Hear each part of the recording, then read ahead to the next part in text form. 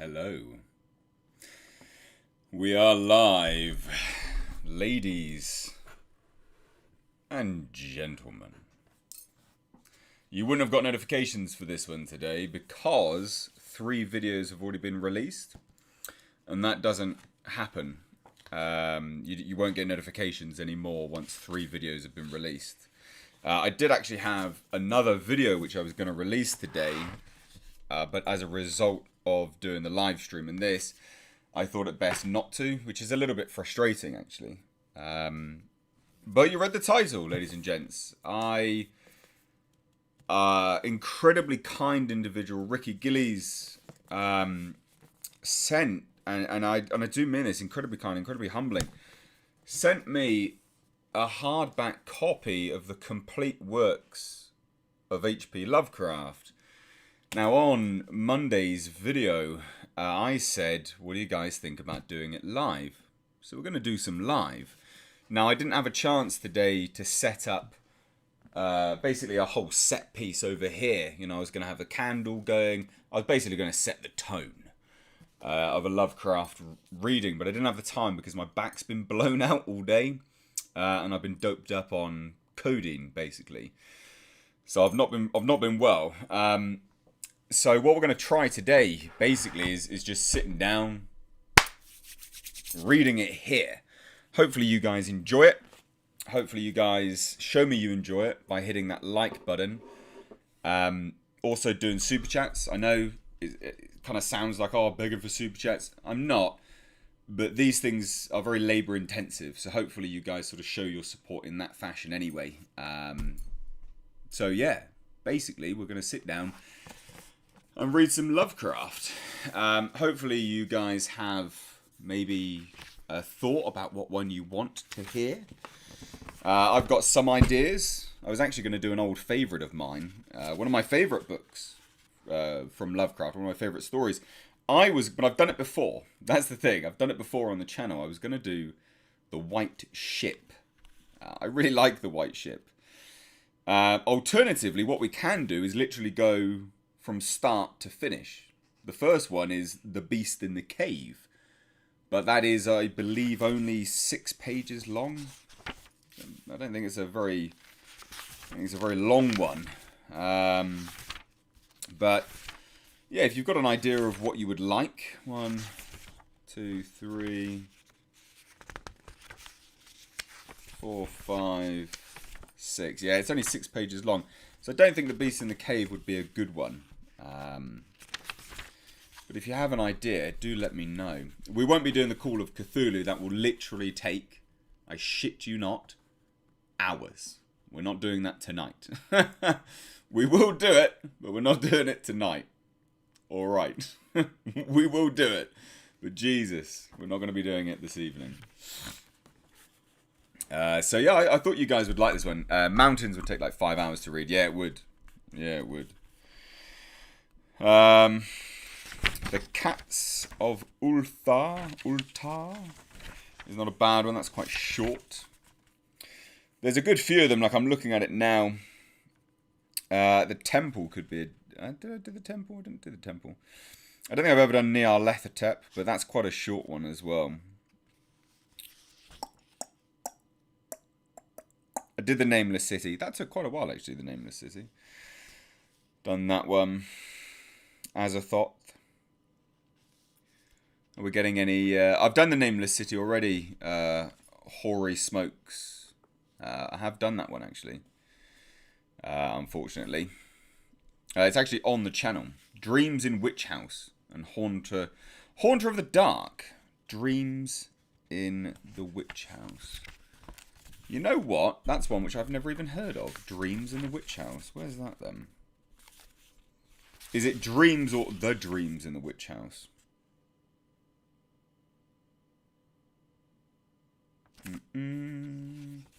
Because you know what? I actually can't find that. Dreams in the Witch House.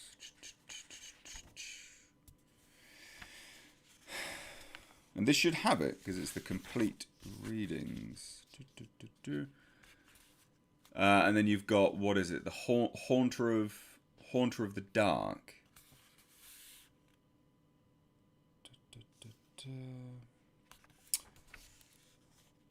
The Haunter of the Dark. Let me just try and find that one. I have the Dreams of the Witch House. Or Dreams of the Witch House.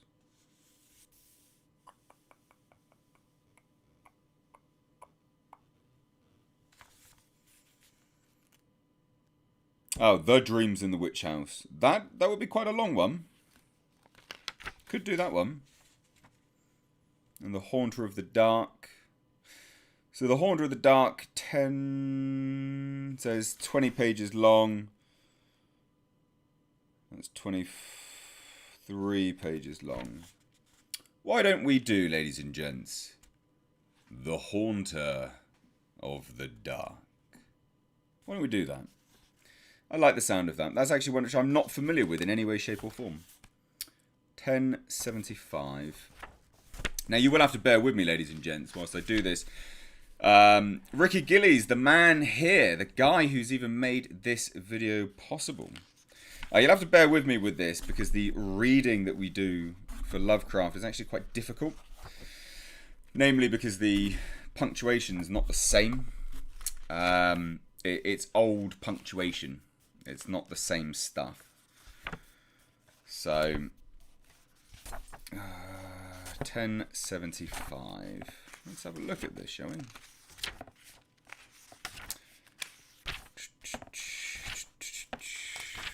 I like Lovecraft, but I haven't read all of his work, so this will be interesting.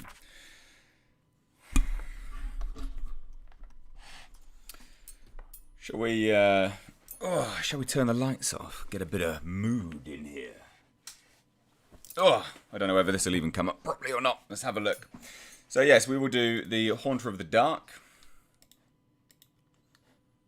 Let me just sort this out. So like I say, ladies and gents, take this as a bit of a test run. If you guys enjoy this, then you need to support it.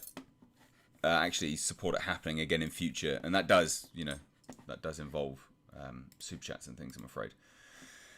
So I know people will go, "Oh, you're begging for money." Shut up. Right, shall we do this? Excuse the disco over here.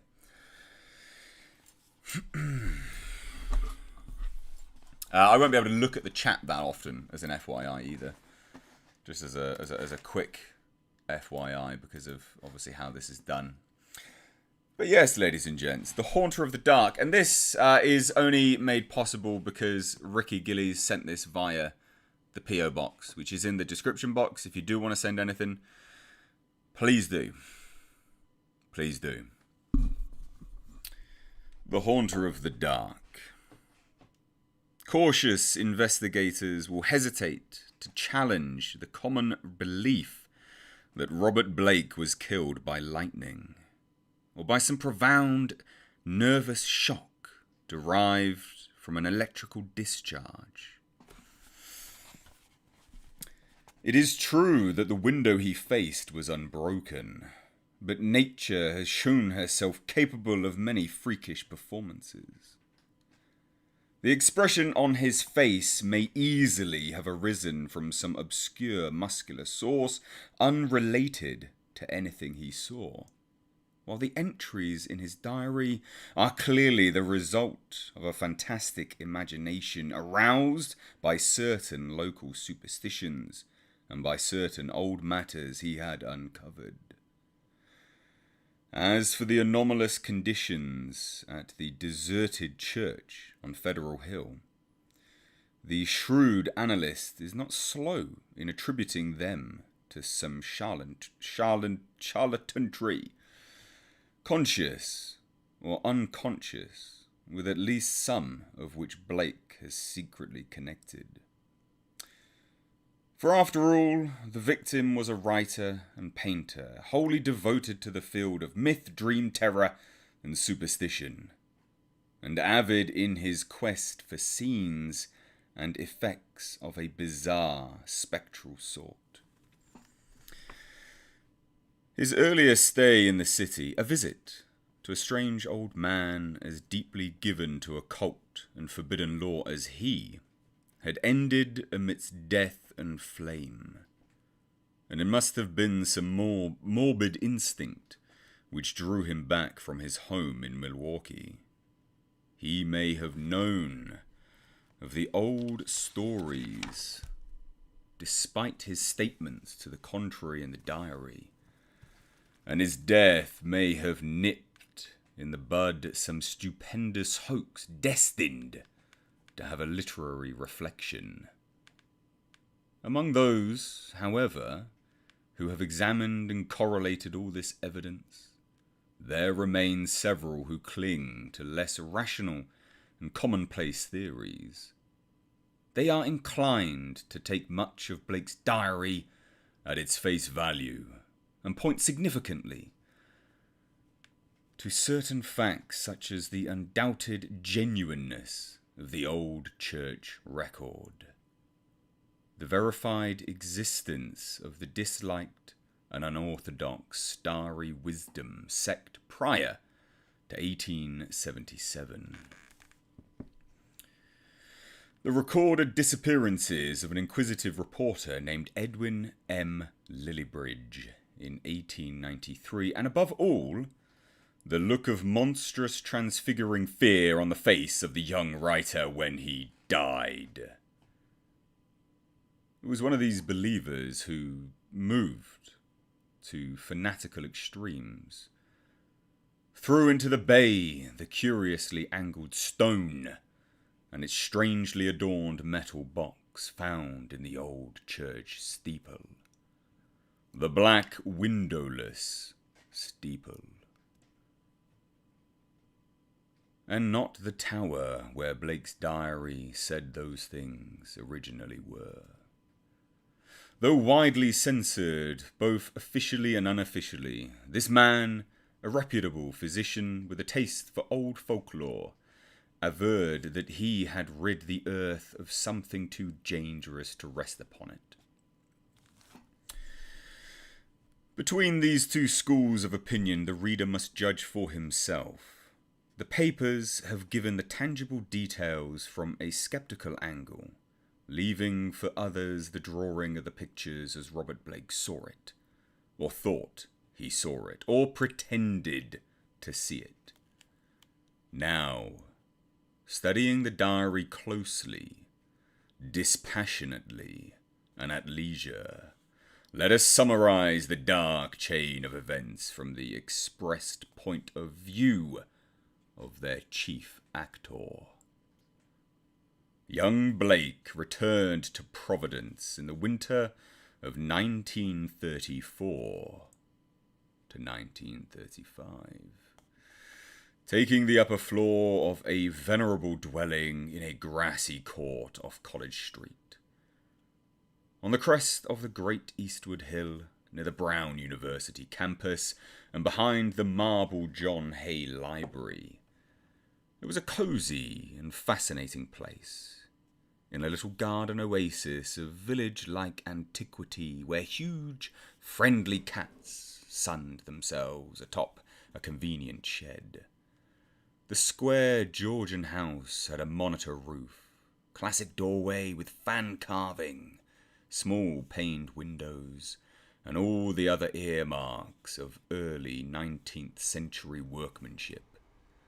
Inside were 6-panelled doors, wide floorboards, a curving colonial staircase, white Adam period mantels, and a rear set of rooms 3 steps below the general level.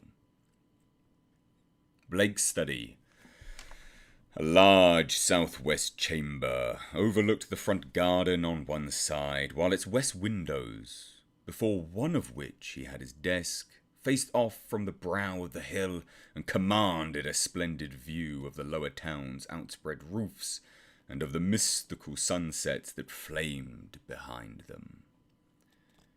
On the far horizon were the open countryside's purple slopes.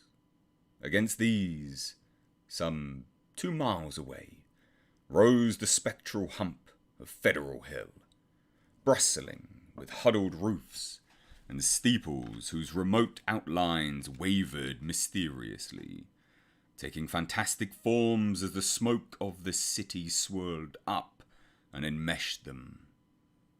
Blake had a curious sense that he was looking upon some unknown ethereal world, which might or might not vanish in dream if ever he tried to seek it out and enter it in person. Having sent home for most of his books, Blake bought some antique furniture suitable to his quarters and settled down to write and paint, living alone and attending to the simple housework himself. His studio was in a north attic room where the panes of the monitor roof furnished admirable lighting. During that first winter, he produced 5 of his best-known short stories: The Burrower Beneath, The Stairs in the Crypt, Shag-Eye, In the Vale of Narth, and The Feaster from the Stars, and painted 7 canvases, studies of Nameless.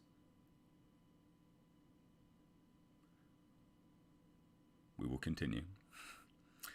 And painted 7 canvases, studies of nameless, unhuman monsters and profoundly alien, non-terrestrial landscapes.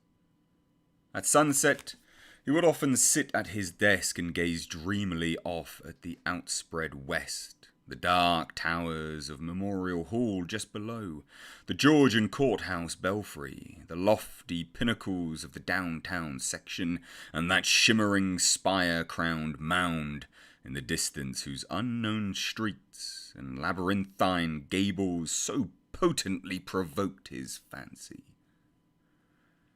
From his few local acquaintances he learned that the far-off slope was a vast Italian quarter, though most of the houses were remnants of older Yankee and Irish days. Now and then he would train his field glasses on that spectral, unreachable world beyond the curling smoke, picking out individual roofs and chimneys and steeples, and speculating upon the bizarre and curious mysteries they might house. Even with optical aid, Federal Hill seemed somehow alien, half fabulous, and linked to the unreal, intangible marvels of Blake's own tales and pictures. The feeling would persist long after the hill had faded into the violet, lamp-starred twilight, and the courthouse floodlights and the red Industrial Trust beacon had blazed up to make the night grotesque. Of all the distant objects on Federal Hill, a certain huge dark church most fascinated Blake. It stood out with especial distinctness at certain hours of the day, and at sunset the great tower and tapering steeple loomed blackly against the flaming sky. It seemed to rest on especially high ground, for the grimly facade and the obliquely seen north side with sloping roofs and the tops of great pointed windows rose boldly above the tangle of surrounding ridgepoles and chimney pots. Peculiarly grim and austere, it appeared to be built of stone, stained and weathered with the smoke and storms of a century and more. The style, so far as the glass could show, was that earliest experimental form of Gothic revival, which preceded the stately Upjohn period and held over some of the outlines and proportions of the Georgian age. Perhaps it was reared around 1810 or 1815. As months passed, Blake watched the far-off, forbidding structure with an oddly mounting interest. Since the vast windows were never lighted, he knew that it must be vacant. The longer he watched, the more his imagination worked, till at length he began to fancy curious things. He believed that a vague, singular aura of desolation hovered over the place, so that even the pigeons and swallows shunned its smoky eaves. Around other towers and belfries his glass would reveal great flocks of birds, but here Here they never rested. At least, that is what he thought and set down in his diary. He pointed the place out to several friends, but none of them had even been on Federal Hill, or possessed the faintest notion of what the church was or had been. In the spring, a deep restlessness gripped Blake. He had begun his long-planned novel, based on a supposed survival of the witch cult in Maine, but was strangely unable to make progress with it. More and more he would sit at his westward window and gaze at the distant hill, and the black, frowning steeple shunned by the birds. When the delicate leaves came out on the garden boughs, the world was filled with a new beauty, but Blake's restlessness was merely increased. It was then that he first thought of crossing the city and climbing bodily up that fabulous slope into the smoke-wreathed world of dream.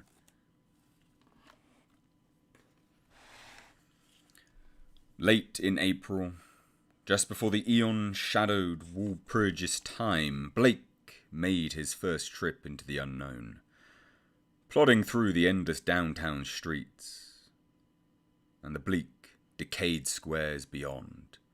He came finally upon the ascending avenue of century-worn steps, sagging Doric porches, and blear-paned cupolas, which he felt must lead up to the long-known, unreachable world beyond the mists. There were dingy blue and white street signs which meant nothing to him, and presently he noted the strange dark faces of the drifting crowds, and the foreign signs over curious shops in brown, decayed, weathered buildings. Nowhere could he find any of the objects he had seen from afar, so that once more he half fancied that the Federal Hill of that distant view was a dream world never to be trod by living human feet. Now and then, a battered church facade or crumbling spire came in sight, but never the blackened pile that he sought. When he asked the shopkeeper about a great stone church, the man smiled and shook his head. Though he spoke English freely. As Blake climbed higher, the region seemed stranger and stranger, with bewildering mazes of brooding brown alleys leading eternally off to the south. He crossed 2 or 3 broad avenues and once thought he glimpsed the familiar tower. Again he asked the merchant about the massive church of stone, and this time he could have sworn that the plea of ignorance was feigned. The dark man's face had a look of fear which he tried to hide, and Blake saw him make a curious sign with his right hand. Then suddenly a black spire stood out against the cloudy sky on his left, above the tiers of brown roofs lining the tangled southerly alleys. Blake knew at once what it was, and plunged toward it, through the squalid, unpaved lanes that climbed from the avenue. Twice he lost his way, but he somehow dared not ask any of the patriarchs or housewives who sat on their doorsteps, or any of the children who shouted and played in the mud of the shadowy lanes. At last he saw the tower plain against the southwest, and a huge stone bulk rose darkly at the end of an alley. Presently, he stood in a windswept open square, quaintly cobblestoned, with a high bank wall on the farther side. This was the end of his quest. For upon the wide, iron-railed, weed-grown plateau which the wall supported, a separate lesser world raised fully 6 feet above the surrounding streets, where stood a grim, Titan bulk whose identity, despite Blake's new perspective, was beyond dispute. The vacant church was in a state of great decrepitude. Some of the high stone buttresses had fallen, and several delicate finials lay half lost among the brown, neglected weeds and grasses. The sooty Gothic windows were largely unbroken, though many of the stone mullions were missing. Blake wondered how the obscurely painted panes could have survived so well, in view of the known habits of small boys the world over. The massive doors were intact and tightly closed. Around the top of the bank wall, fully enclosing the grounds, was a rusty iron fence whose gate, at the head of a flight of steps from the square, was visibly padlocked. The path from the gate to the building was completely overgrown. Desolation and decay hung like a pall above the place, and in the birdless eaves and black ivyless walls Blake felt a touch of the dimly sinister beyond his power to define.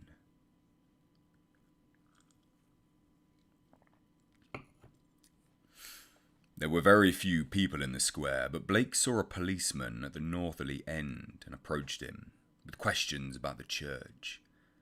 He was a great, wholesome Irishman, and it seemed odd that he would do little more than make the sign of the cross and mutter that people never spoke of that building. When Blake pressed him, he said very hurriedly that the Italian priest warned everybody against it, vowing that a monstrous evil had once dwelt there and left its mark. He himself had heard dark whispers of it from his father, who recalled certain sounds and rumours from his boyhood. There had been a bad sect there in the old days, an outlaw sect that called up awful things from some unknown gulf of night. It had taken a good priest to exorcise what had come, though there did be those who said that merely the light could do it. If Father O'Malley were alive, there would be many the thing he could tell. But now there was nothing to do but let it alone. It hurt nobody now, and those that owned it were dead or far away. They had run away like rats after the threatening talk in 77, when people began to mind the way folks vanished now and then in the neighbourhood.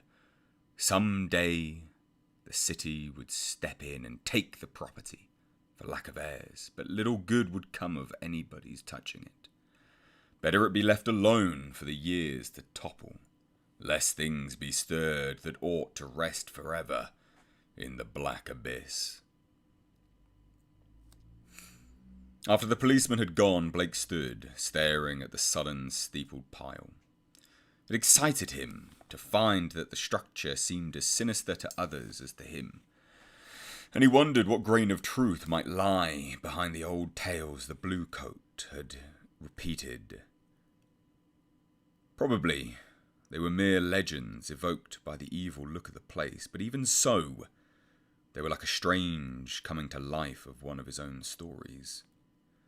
The afternoon sun came out from behind dispersing clouds, but seemed unable to light up the stained, sooty walls of the old temple that towered on its high plateau.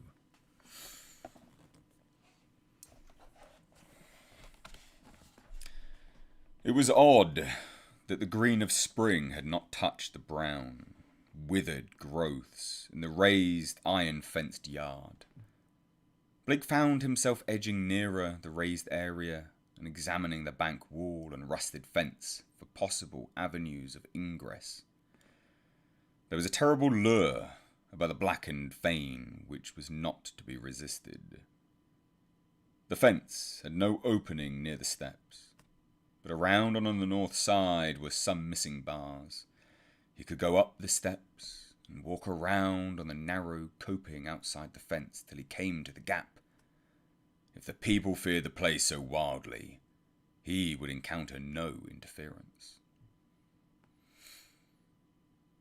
He was on the embankment and almost inside the fence before anyone noticed him. Then, looking down, he saw the few people in the square edging away and making the same sign with their right hands that the shopkeeper in the avenue had made. Several windows were slammed down, and a fat woman darted into the street and pulled some small children inside a rickety, unpainted house. The gap in the fence was very easy to pass through, and before long Blake found himself wading amidst the rotting, tangled growths of the deserted yard. Here and there, the worn stump of a headstone told him that there had once been burials in this field, but that he saw must have been very long ago. The sheer bulk of the church was oppressive now that he was close to it, but he conquered his mood and approached to try the 3 great doors in the facade. All were securely locked, so he began a circuit of the cyclopean building in quest of some minor and more penetrable opening. Even then he could not be sure that he wished to enter that haunt of desertion and shadow.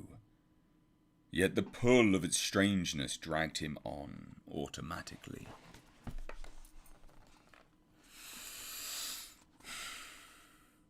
A yawning and unprotected cellar window in the rear furnished the needed aperture. Peering in, Blake saw a subterranean gulf of cobwebs and dust faintly lit by the westward sun-filtered rays. Debris, old barrels and ruined boxes and furniture of numerous sorts met his eye, though over everything lay a shroud of dust which softened all sharp outlines.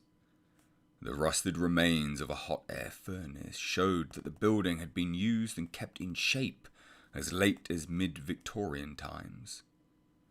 Acting almost without conscious initiative, Blake crawled through the window and let himself down to the dust-carpeted and debris-strewn concrete floor. The vaulted cellar was a vast one, without partitions, and in a corner far to the right, amid dense shadows, he saw a black archway, evidently leading upstairs.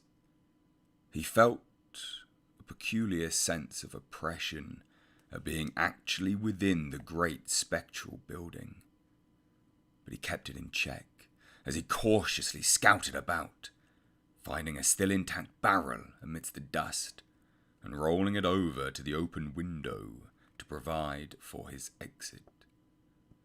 Then, bracing himself, he crossed the wide, cobweb-festooned space toward the arch, half choked with the omnipresent dust and covered with ghostly gossamer fibres. He reached and began to climb the worn stone steps which rose into the darkness. He had no light, but groped carefully with his hands, and after a sharp turn he felt a closed door ahead, and a little fumbling revealed its ancient latch. It opened inward, and beyond it he saw a dimly illumined corridor lined with worm-eaten panelling. Once on the ground floor, Blake began exploring in a rapid fashion.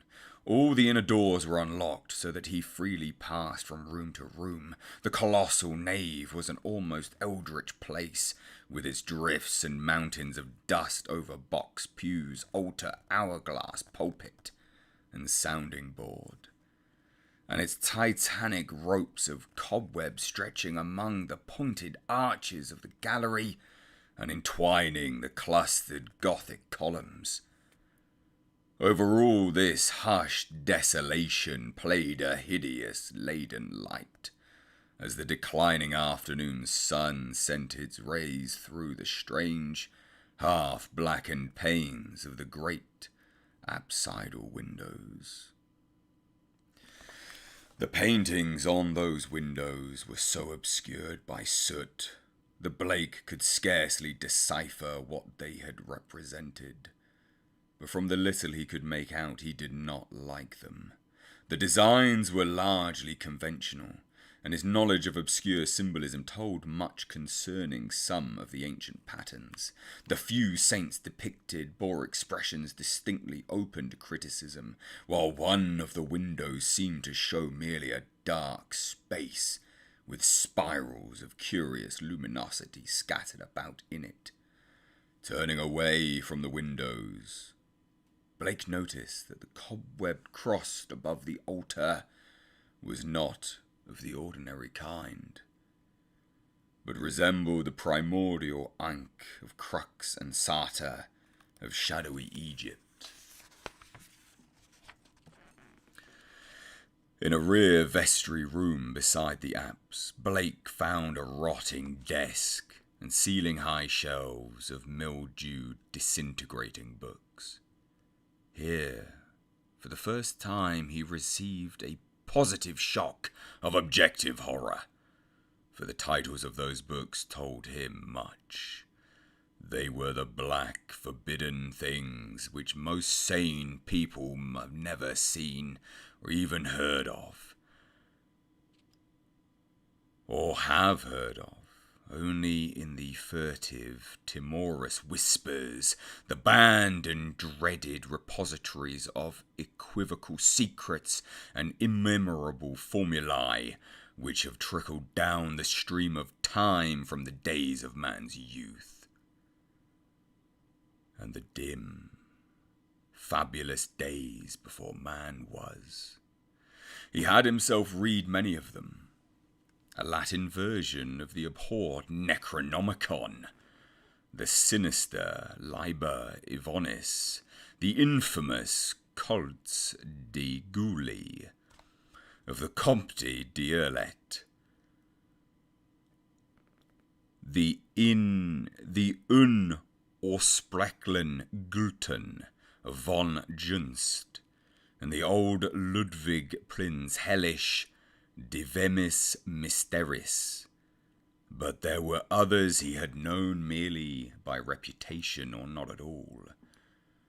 The narcotic manuscripts, the Book of Daisian, and a crumbling volume in wholly unidentifiable characters, yet with certain symbols and diagrams shudderingly recognizable to the occult student. Clearly, the lingering local rumors had not lied. This place had once been the seat of an evil older than mankind and wider than the known universe.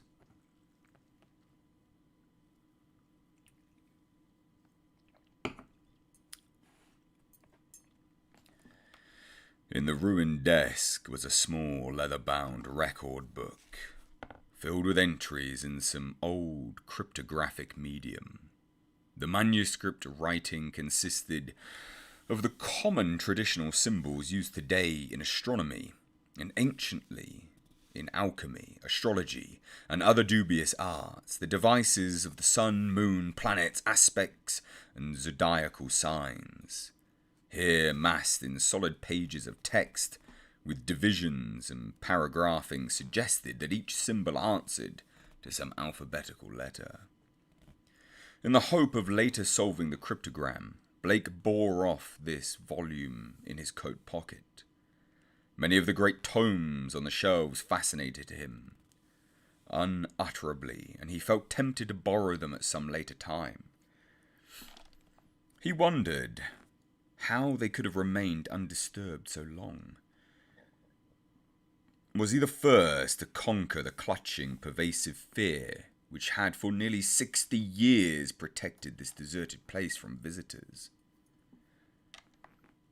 Having now thoroughly explored the ground floor, Blake ploughed again through the dust of the spectral nave to the front vestibule, where he had seen a door and staircase, presumably leading up to the blackened tower and steeple.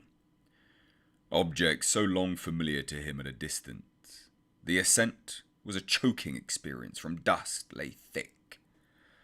While the spiders had done their worst in this constricted place, the staircase was a spiral with high, narrow wooden treads, and now and then Blake passed a clouded window, looking dizzily out over the city. Though he had seen no ropes below, he expected to find a bell or peal of bells in the tower whose narrow louver-boarded lancet windows his field glass had studied so often. Here he was doomed to disappointment, for when he attained the top of the stairs he found the tower chamber vacant of chimes and clearly devoted to vastly different purposes. The room, about 15 feet square, was faintly lighted by 4 lancet windows, one on each side, which were glazed within their screening of decayed louver boards. These had been further fitted with tight, opaque screens, but the latter were now largely rotted away. In the centre of the dust-laden floor rose a curiously angled stone pillar, some 4 feet in height and 2 in average diameter, covered on each side with bizarre, crudely incised and wholly unrecognizable hieroglyphs. On this pillar rested a metal box of peculiar asymmetrical form, its hinged lid thrown back, and its interior holding what looked beneath the decade-deep dust to be an egg-shaped or irregularly spherical object some 4 inches through. Around the pillar, in a rough circle, were 7 high-backed Gothic chairs still largely intact, while beneath them, ranging along the dark panelled walls, were 7 colossal images of crumbling black-painted plaster, resembling more than anything else the cryptic carven megaliths of mysterious Easter Island. In one corner of the cobweb chamber, a ladder was built into the wall, leading up to the closed trap-door of the windowless steeple above. As Blake grew accustomed to the feeble light, he noticed odd bas-reliefs on the strange open box of yellowish metal. Approaching, he tried to clear the dust away with his hands and handkerchief, and saw that the figurines were of a monstrous and utterly alien kind, depicting entities which, though seemingly alive, resembled no known life form ever evolved on this planet. The 4-inch seeming sphere turned out to be a nearly black, red, striated polyhedron with many irregular flat surfaces, either a very remarkable crystal of some sort or an artificial object of carved and highly polished mineral matter. It did not touch the bottom of the box, but was held suspended by means of a metal band around its centre, with 7 queerly designed supports extended horizontally to angles of the box's inner wall near the top. This stone, once exposed, exerted upon Blake an almost alarming fascination. He could scarcely tear his eyes from it, and as he looked at its glistening surfaces, he almost fancied it was transparent, with half-formed worlds of wonder within. Into his mind floated pictures of alien orbs with great stone towers, and other orbs with Titan mountains with no mark of life. And still remoter spaces were only a stirring in the vague blackness told of the presence of consciousness and will. When he did look away, it was to notice a somewhat singular mound of dust in the far corner near the ladder to the steeple. Just why it took his attention he could not tell, but something in its contours carried a message to his unconscious mind. Ploughing toward it, and brushing aside the hanging cobwebs as he went, he began to discern something grim about it. Hand and handkerchief soon revealed the truth, and Blake gasped with a baffling mixture of emotions. It was a human skeleton, and it must have been there for a very long time. The clothing was in shreds, but some buttons and fragments of cloth bespoke a man's grey suit. There were other bits of evidence: shoes, metal clasps, huge buttons for round cuffs, a stick pin of bygone pattern, a reporter's badge with the name of the old Providence Telegram, and a crumbling leather pocketbook.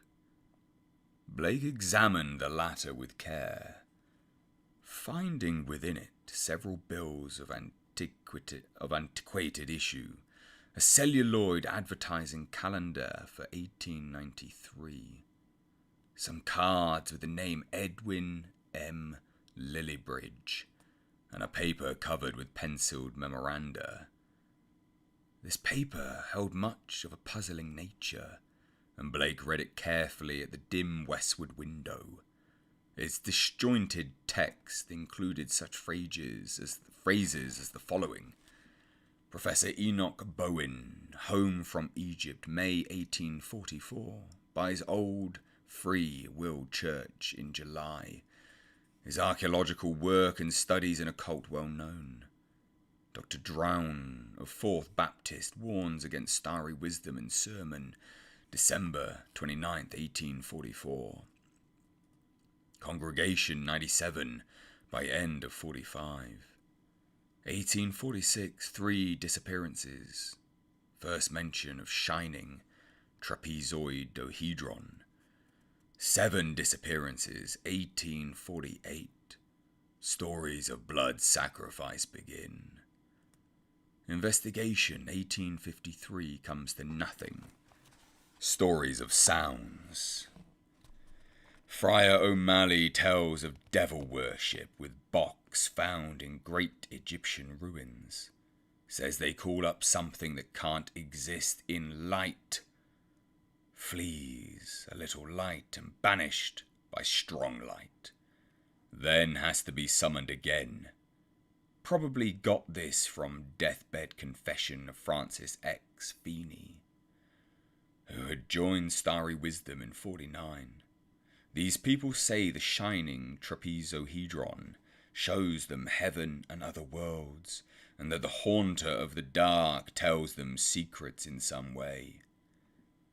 Story of Orrin B. Eddy, 1857.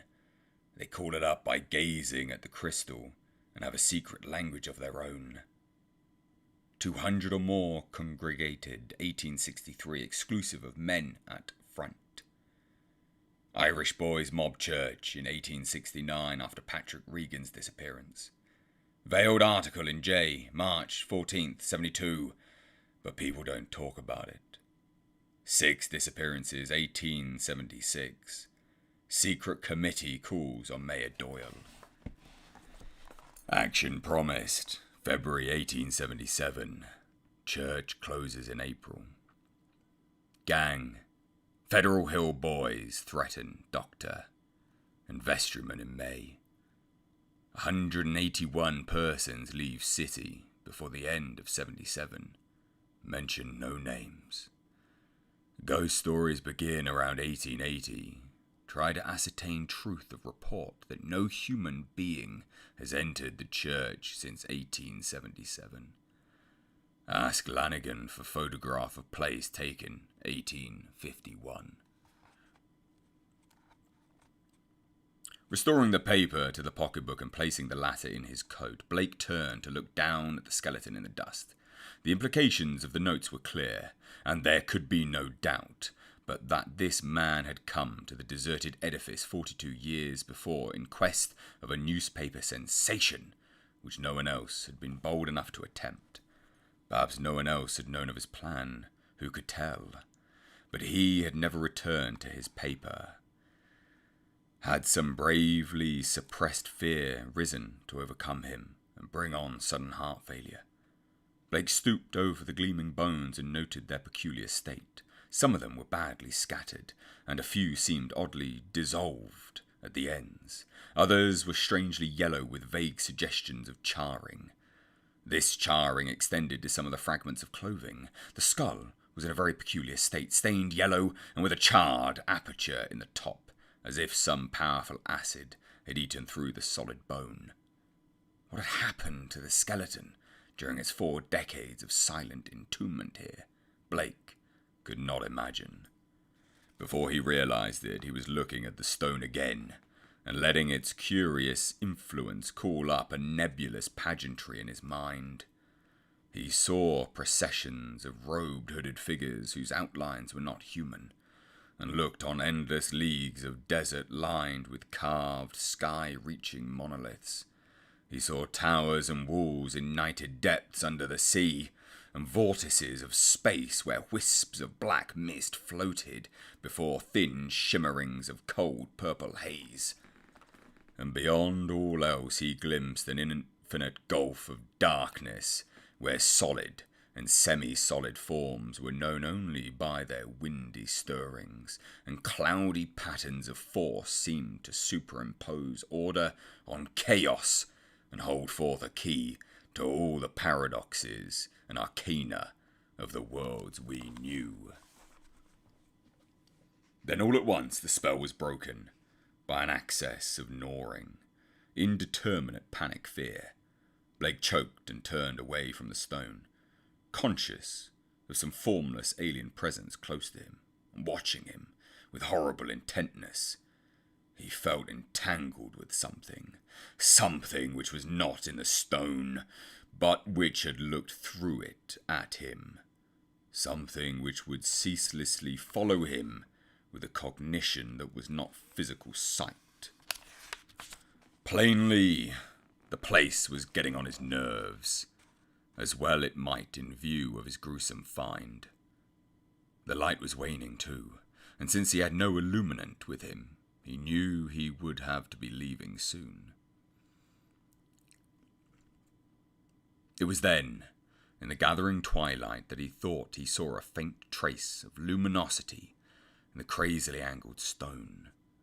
He tried to look away from it, but some obscure compulsion drew his eyes back.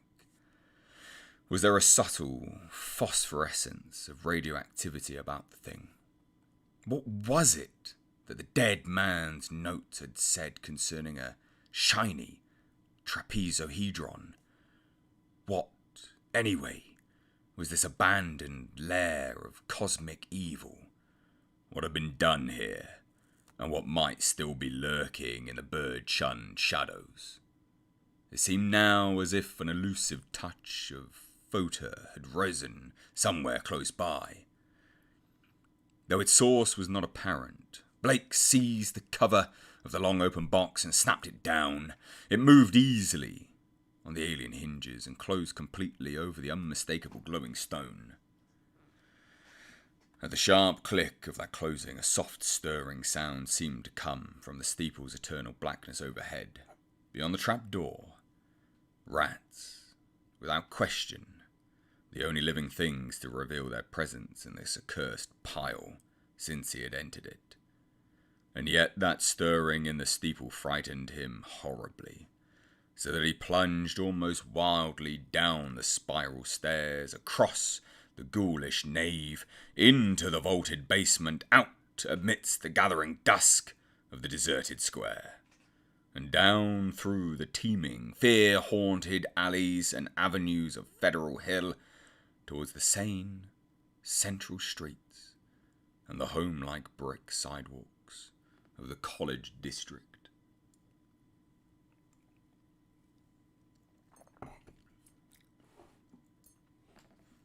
During the days which followed, Blake told no one of his expedition. Instead, he read much in certain books, examined long years of newspaper files downtown, and worked feverishly at the cryptogram in that leather volume from the cobwebbed vestry room.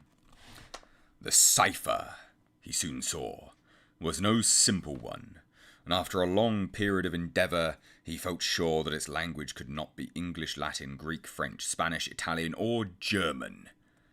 Evidently, he would have to draw upon the deepest wells of his strange erudition.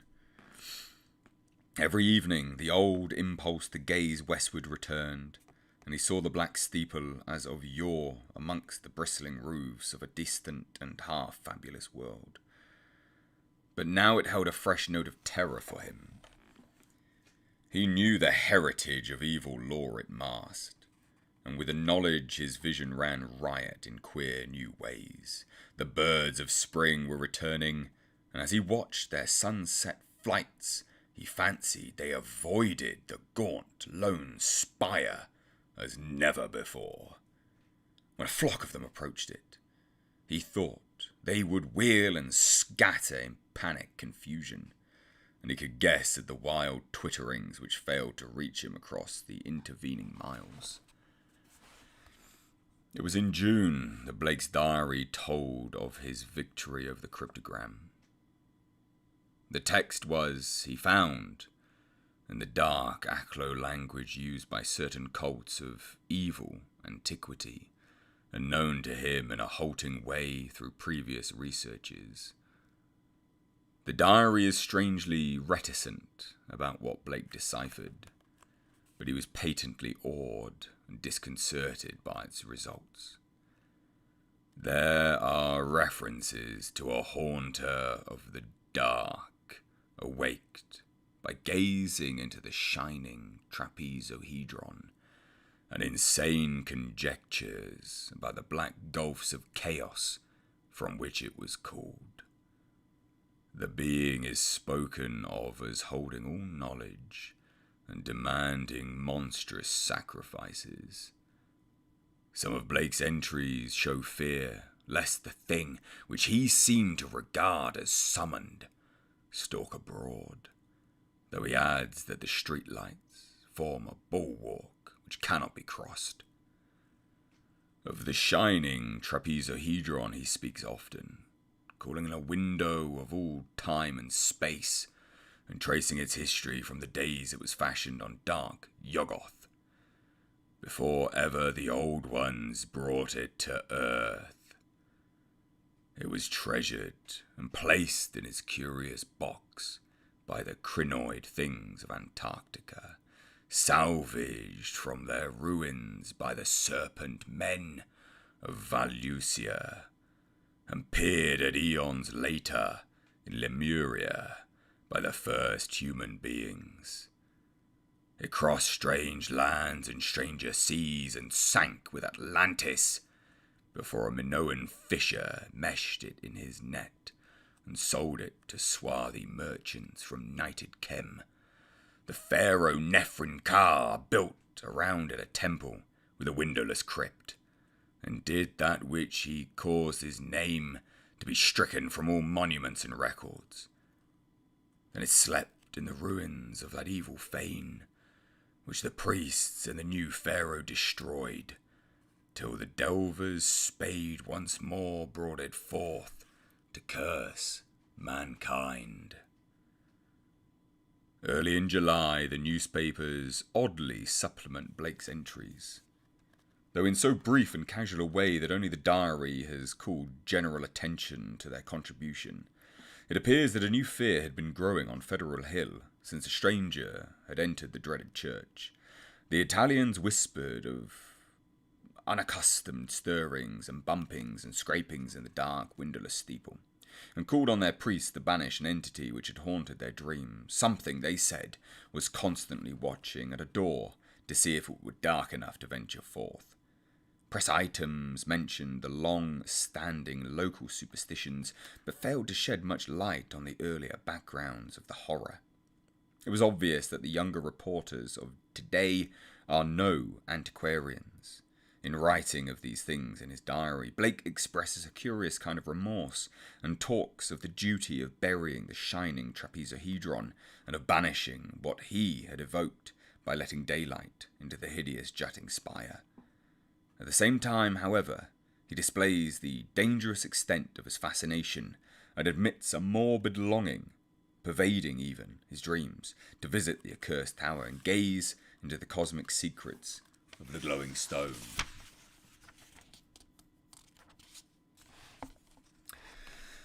Then, something in the journal on the morning of July 17th threw the diarist into a veritable fever of horror. It was only a variant of the other half-humorous items by the Federal Hill Restlessness, but to Blake it was somehow very terrible indeed. In the night, a thunderstorm had put the city's lighting system out of commission for a full hour, and in that black interval the Italians had nearly gone mad with fright.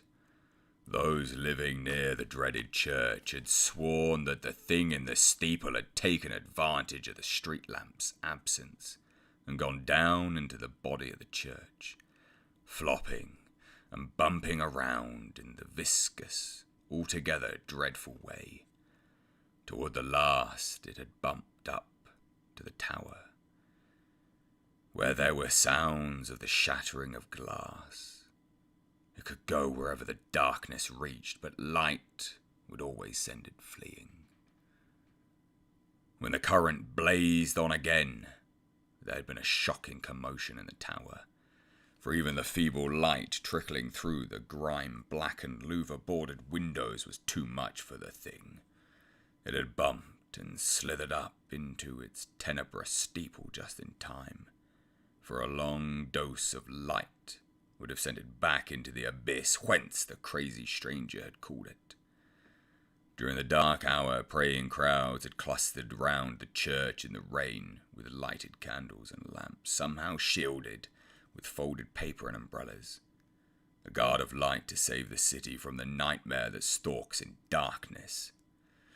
Once those nearest the church declared the outer door had rattled hideously. But even this was not the worst. That evening, in the bulletin, Blake read of what the reporters had found. Aroused at last to the whimsical news value of the scare, a pair of them had defied the frantic crowds of Italians and crawled into the church through the cellar window after trying the doors in vain. They found the dust of the vestibule and of the spectral nave ploughed up in a singular way, with bits of rotted cushions and satin pew leanings scattered curiously around. There was a bad odour everywhere, and here and there were bits of yellow stain and patches of what looked like charring. Opening the door to the tower and pausing a moment at the suspicion of a scraping sound above, they found the narrow spiral stairs wiped roughly clean.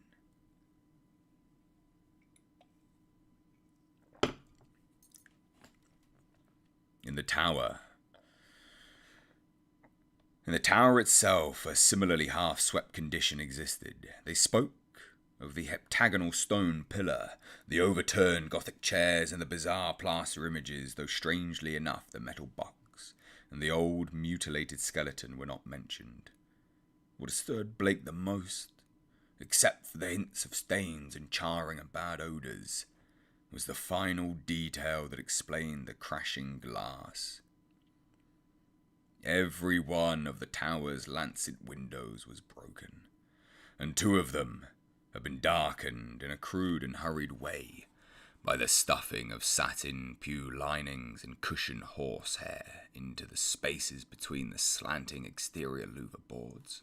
More satin fragments and bunches of horsehair lay scattered around the newly swept floor, as if someone had been interrupted in the act of restoring the tower to the absolute blackness of its tightly curtained days. Yellowish stains and charred patches were found on the ladder to the windowless spire, but when a reporter climbed up, opened the horizontally sliding trapdoor and shot a feeble flashlight beam into the black and strangely fetid space, he saw nothing but darkness and an heterogeneous litter of shapeless fragments near the aperture. The verdict, of course, was charlatanry. Somebody had played a joke on the superstitious hill-dwellers, or else some fanatic had striven to bolster up their fears for their own supposed good. Or perhaps some of the younger and more sophisticated dwellers had staged an elaborate hoax on the outside world. There was an amusing aftermath when the police sent an officer to verify the reports. 3 men in succession found ways of evading the assignment, and the 4th went very reluctantly and returned very soon, without adding to the account given by the reporters. From this point onwards, Blake's diary shows a mounting tide of insidious horror and nervous apprehension. He upbraids himself for not doing something and speculates wildly on the consequences of another electrical breakdown. It had been verified that on 3 occasions during thunderstorms, he telephoned the electric light company in a frantic vein and asked that desperate precautions against the lapse of power be taken. Now and then, his entries show concern over the failure of the reporters to find the metal box and stone and the strangely marred old skeleton, when they explored the shadowy tower room. He assumed that these things had been removed. Whither and by whom or what he could only guess. But his worst fears concerned himself and the kind of unholy rapport he felt to exist between his mind and that lurking horror in the distant steeple, that monstrous thing of night, which his rashness had called out of the ultimate black spaces. He seemed to feel a constant tugging at his will, and callers of that period remember how he would sit abstractedly at his desk and stare out of the west window at the far-off spire bristling mound beyond the swirling smoke of the city. His entries dwell monotonously on certain terrible dreams and of a strengthening of the unholy report in his sleep.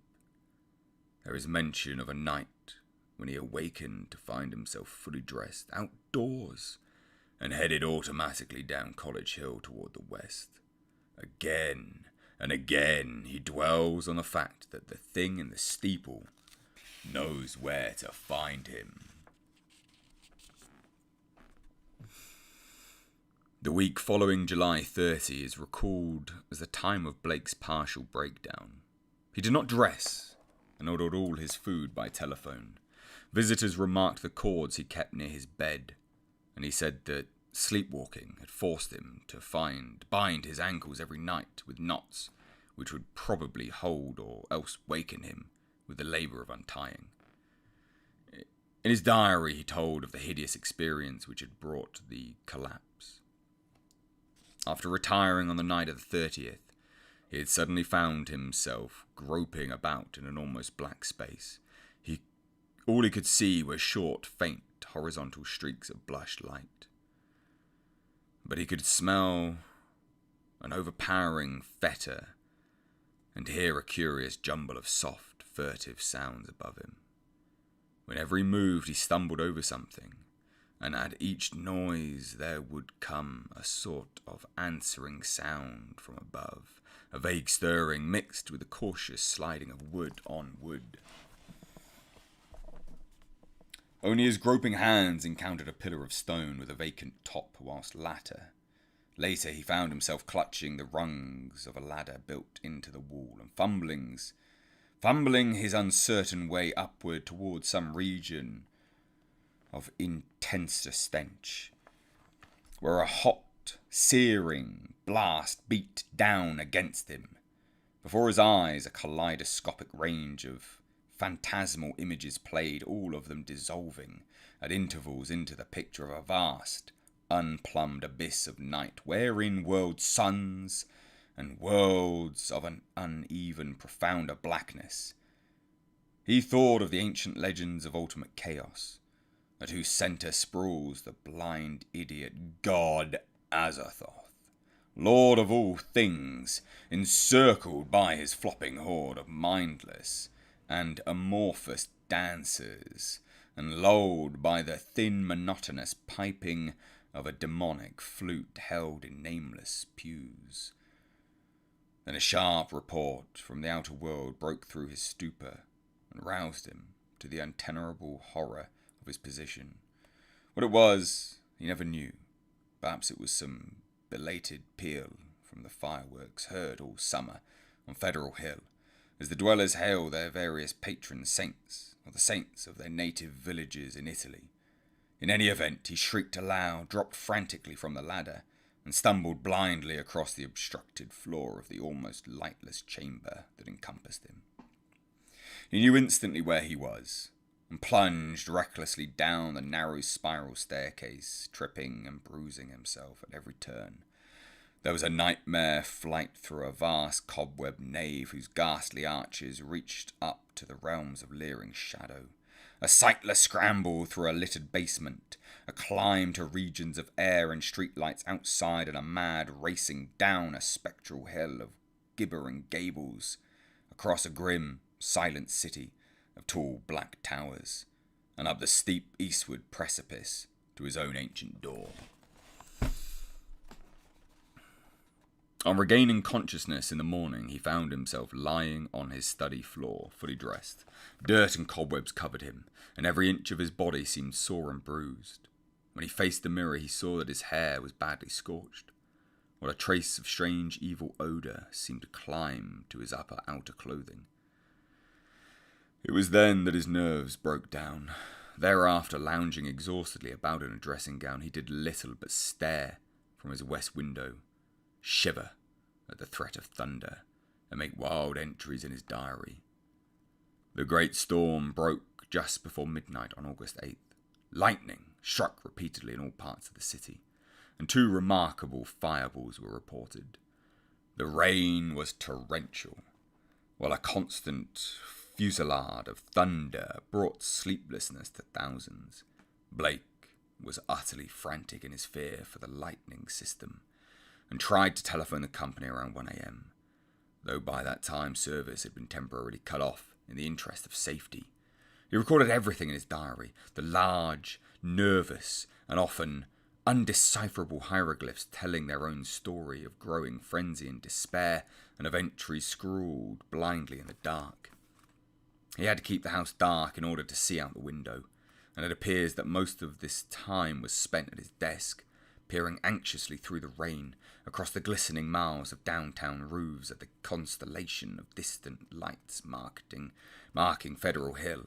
Now and then he would fumblingly make an entry in his diary, so that detached phrases such as, "The lights must not go," "It knows where I am," "I must destroy it," and "It is calling to me, but perhaps it means no injury this time," are found scattered down 2 of the pages. Then the lights went out all over the city. It happened at 2:12 a.m, according to Powerhouse records, but Blake's diary gives no indication of the time. The entry is merely, "Lights out. God, help me." On Federal Hill there were watchers as anxious as he, and rain-soaked knots of men paraded the square and alleys around the evil church with umbrella-shaded candles, electric flashlights, oil lanterns, crucifixes, and obscure charms of the many sorts common to southern Italy.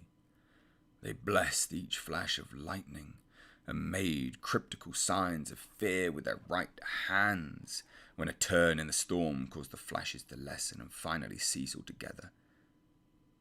A rising wind blew out most of the candles, so that the scene grew threateningly dark. Someone roused Father Melozzo of Spirito Santo Church, and he hastened to the dismal square to pronounce whatever helpful syllables he could of the restless and curious sounds in the blackened tower. There could be no doubt whatever. For what happened at 2:35, we have the testimony of the priest, a young, intelligent, and well-educated person, of Patrolman William J. Monaghan of the Central Station, an officer of the highest reliability who had paused at that part of his beat to inspect the crowd, and of most of the 78 men who had gathered around the church's high bank wall, especially those in the square where the eastward facade was visible. Of course, there was nothing which can be proved as being outside the order of nature. The possible causes of such an event are many.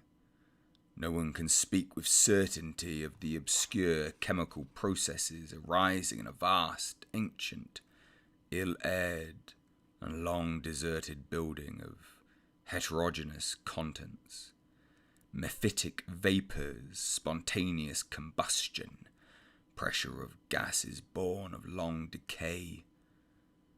Any one of numberless phenomena might be responsible, and then, of course, the factor of conscious charlatanry can by no means be excluded. The thing was really quite simple in itself, and covered less than 3 minutes of actual time. Father Maluzzo, always a precise man, looked at his watch repeatedly. It started with a definite swelling of the dull, fumbling sounds inside the black tower. There had for some time been a vague exhalation of strange evil odours from the church, and this had now become emphatic and offensive. Then at last there was a sound of splintering wood, and a large, heavy object crashed down in the yard beneath the frowning easterly facade. The tower was invisible now that the candles would not burn. But as the object neared the ground, the people knew that it was the smoke-grimmed louver boarding of that tower's east window. Immediately afterward, an utterly unbearable fetor welled forth from the unseen heights, choking and sickening the trembling watchers, and almost prostrating those in the square. At the same time, the air trembled with a vibration as of flapping wings, and a sudden east-blowing wind more violent than any previous blast snatched off the hats and wrenched the dripping umbrellas of the crowd. Nothing definite could be seen in the candleless night, though some upward-looking spectators thought they glimpsed a great spreading blur of denser blackness against the inky sky, something like a formless cloud of smoke that shot with meteor-like speed toward the east. That was all. The watchers were half numbed with fright, awe, and discomfort, and scarcely knew what to do, or whether to do anything at all.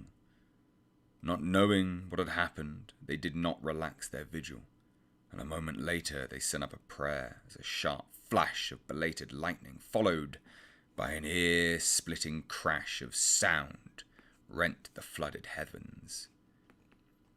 Half an hour later the rain stopped, and in 15 minutes more the street lights sprang on again, sending the weary, bedraggled watchers relievedly back to their homes. The next day's papers gave these matters minor mention in connection with the general storm reports. It seems that the great lightning flash and deafening explosion which followed the Federal Hill occurrence were even more tremendous farther east, where a burst of the singular fetor was likewise noticed.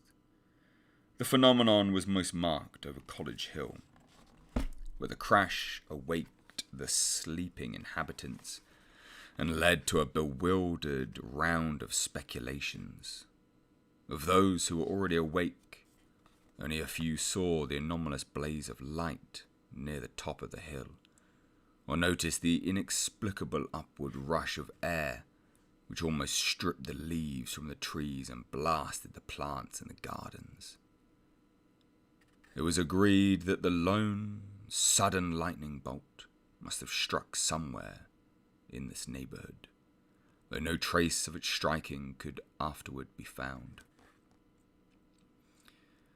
A youth in the Tower Mega fraternity house thought he saw a grotesque and hideous mass of smoke in the air, just as the preliminary flash burst, but his observation has not been verified.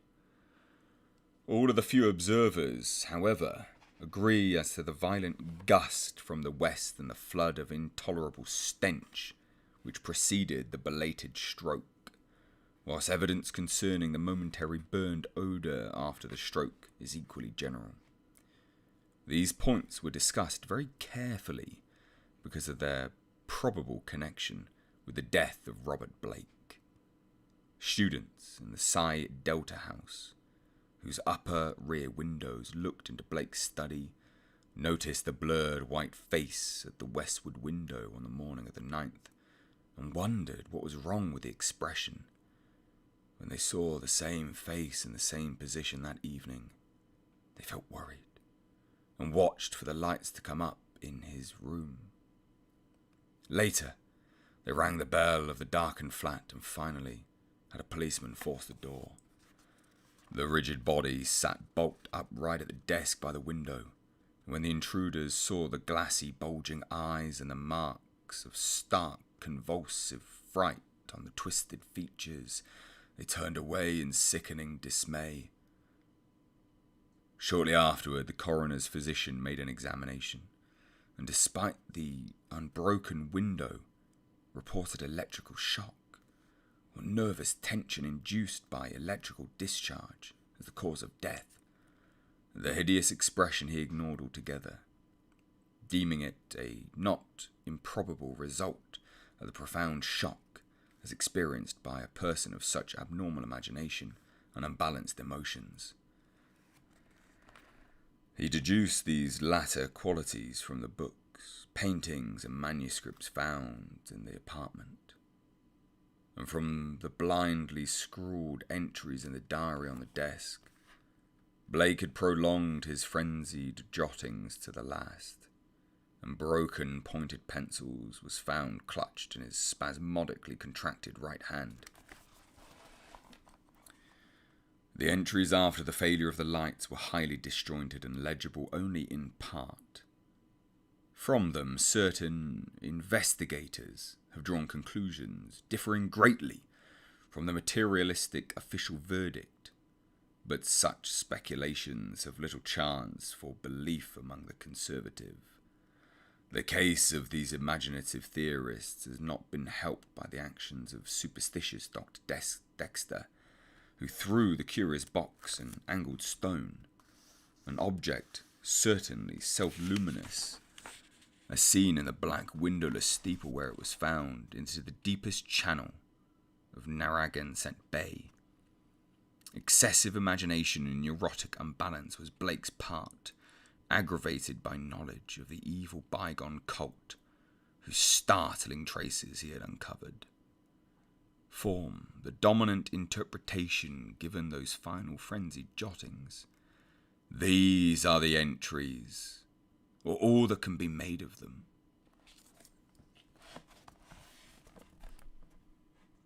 Lights still out. Must be 5 minutes now. Everything depends on lightning. Yadith, grant it will keep up. Some influence seems beating through it. Rain and thunder and wind deafen. The thing is taking hold of my mind. Trouble with memory. I see things I never knew before. Other worlds and other galaxies. Dark. The lightning seems dark, and the darkness seems light. It cannot be the real hill and church that I see in the pitch darkness. Must be retinal impression left by flashes. Heaven grant the Italians are out with their candles if the lightning stops. What am I afraid of? Is it not an avatar of Nyarlathotep, who in antique and shadow chem even took the form of man? I remember Yuggoth, a more distant Shagai, and the ultimate void of the black planets. The long, whinging flight through the void cannot cross the universe of light. Recreated by the thoughts caught in the shining trapezohedron, send it through the horrible abysses of radiance. My name is Blake Robert Harrison, Blake of 620 East Knapp Street, Milwaukee, Wisconsin. I am on this planet. Azathoth, have mercy. The lightning no longer flashes. Horrible. I can see everything with a monstrous sense that is not sight. Light is dark and dark is light. Those people on the hill, guard, candles and charms, they're priests. Sense of distance gone, far is near and near is far. No light, no glass, see that steeple, that tower window, can hear Roderick, Usher, am mad, or going mad. The thing is stirring and fumbling in the tower. I am it, and it is I. I want to get out, must get out, and unify the forces. It knows where I am. I am Robert Blake, but I see the tower in the dark. There is a monstrous odour, senses transfigured, boarding at that tower window, cracking and giving way. La, Guy, Ig, I see it coming. Here, Hellwind, Titan, blur black wings. Yog Sothoth, save me. The three-lobed, burning eye.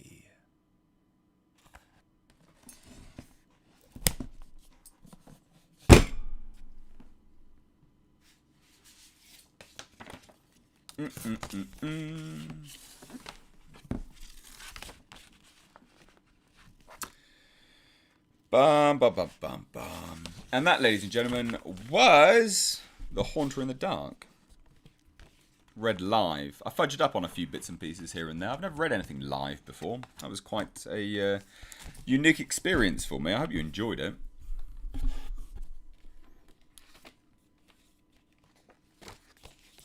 A good amount of likes. Jesus, people probably just dropping in, staying for a little bit and then buggering off. Never mind. Good. I enjoyed that. Sort of. How are we all doing? Did you enjoy it? Let me know what you think. Also, Jasper cameo. As always, Jasper cameos.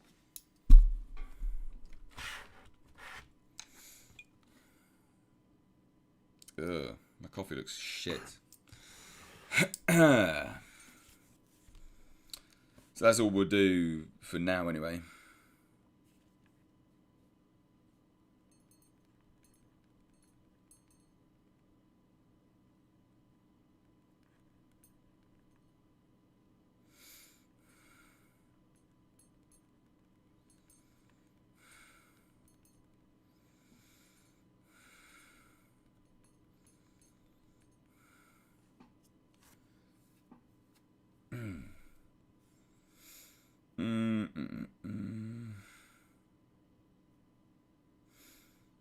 So if you enjoyed that,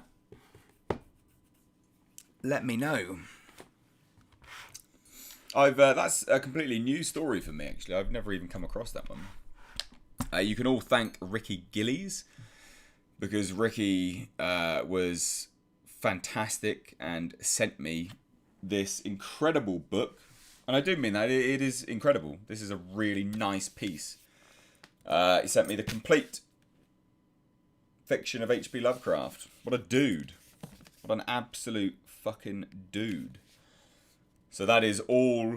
That's all on Ricky Gillies. You can all say thank you to Ricky. Thank you so much for sending that, dude. Thank you so much. Frankie Stein says, "Did you like the story?" I liked it a lot. I liked it a lot.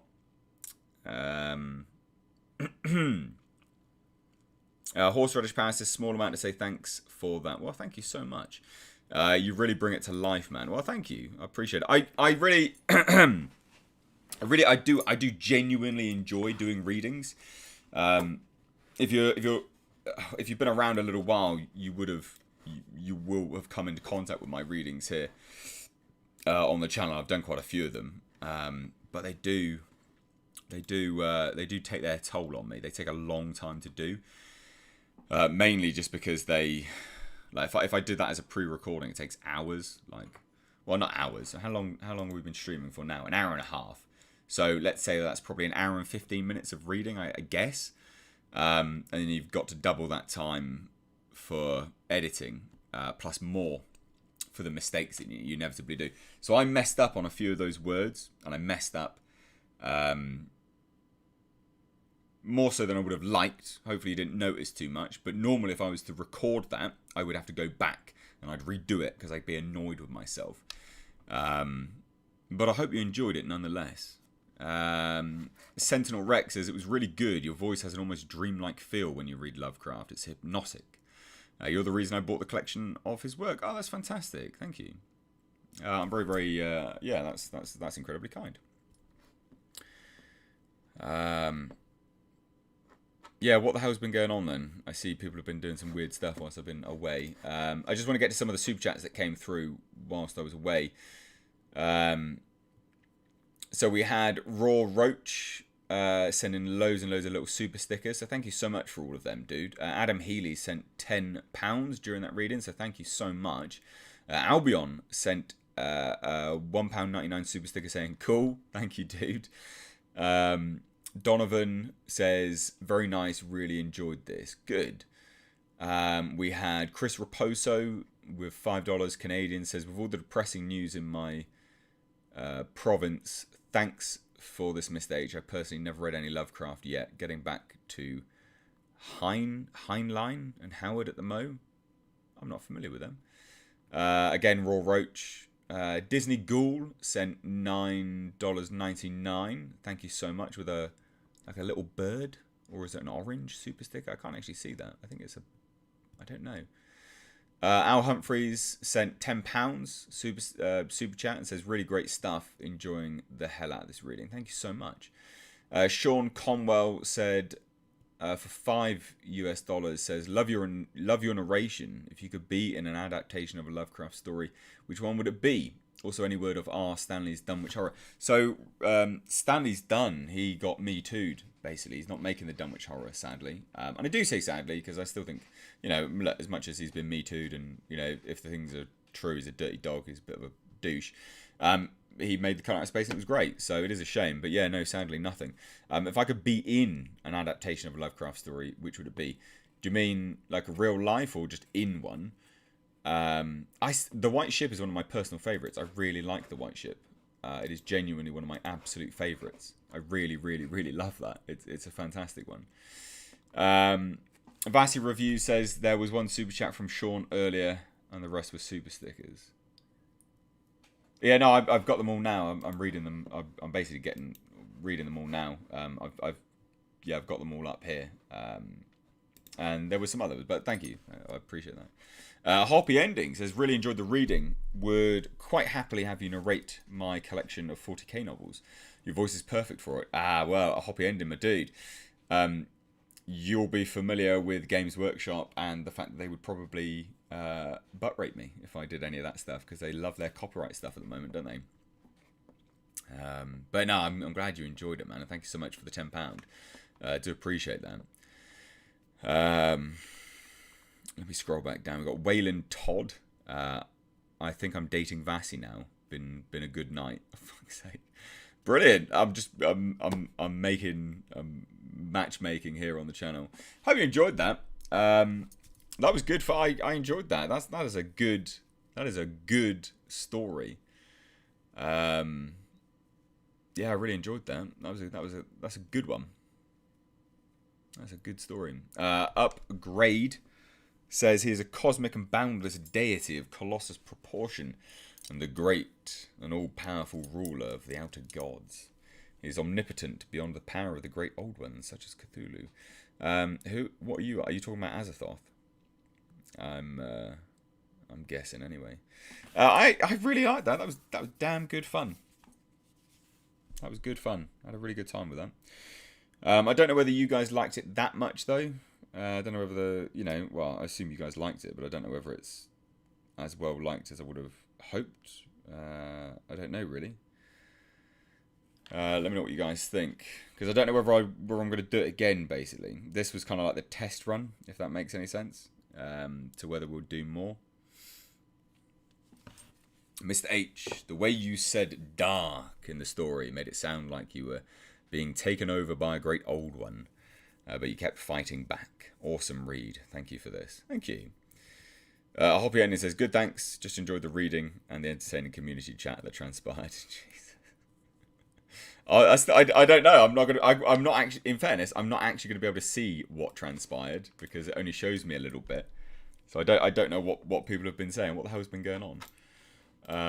What have people been saying whilst I've been away? I enjoyed it. Just a really rough day for my brain. Really, really bad migraine today. Oof, that's not good. Not good at all. And yeah, I do apologise for the little mistakes here and there. Hopefully they didn't come through too badly. They are, yeah, I don't like doing the mistakes, but unfortunately, you know. It was great, Mr. H. Enjoyed it. Please do it again. Awesome read. It was good to have in the background. Mr. H reviews. Howard is author of Conan. Oh yeah, no, I know Howard. And Heinlein is the author of Starship Troopers. Ah, God, yeah, no, I should have known that, shouldn't I? So, Senor H, we have something to confess. We loved the reading, but we did create a multi-billion-dollar empire called the H-verse. We've sold it already to Netflix. Vasi will update you. Oh my God, what is going on, ladies and gents? Bloody the H-verse. My voice is a little bit sore right now. Not super sore, but I am gonna go and quickly grab a drink. Yes, I've got legs. Right, I've got legs. You're right, mate. How did I wake you up? Sorry. Go to sleep. Go to sleep. Go to sleep. You're messy. Your hair's all messy, mate. Go to sleep, buddy. Yes, you're a good boy. Yes, you are.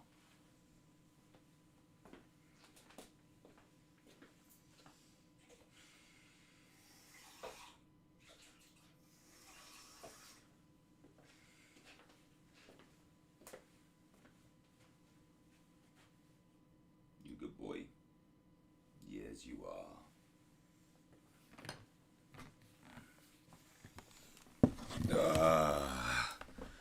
I am back.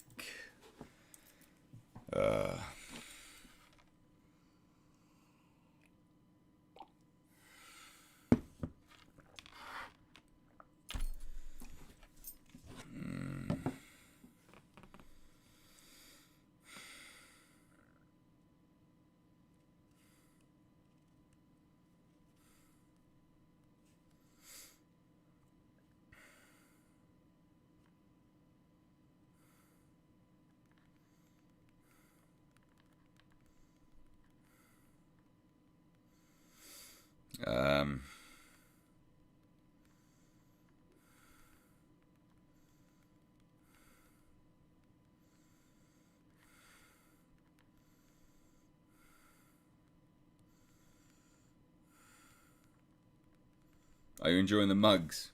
I am. Border Terriers because people are dicks. I really like. I tell you what, I really like this one. Like, I think it's been. I can't feel it on the. There's no like. You can't feel it. Do you know what I mean? Like you almost feel like you should be able to feel it, but you can't, and I quite like that.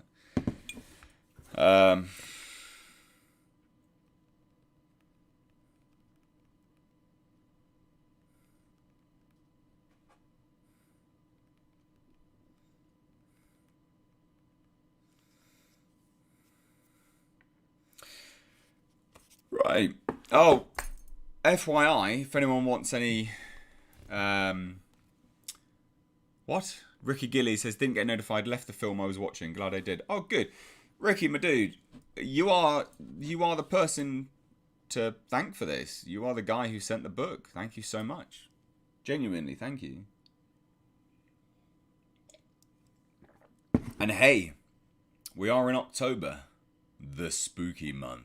So I guess it's kind of, you know, it's apt, isn't it? Unfortunately, I woke Jasper up. That's why I was kneeling down, stroking him.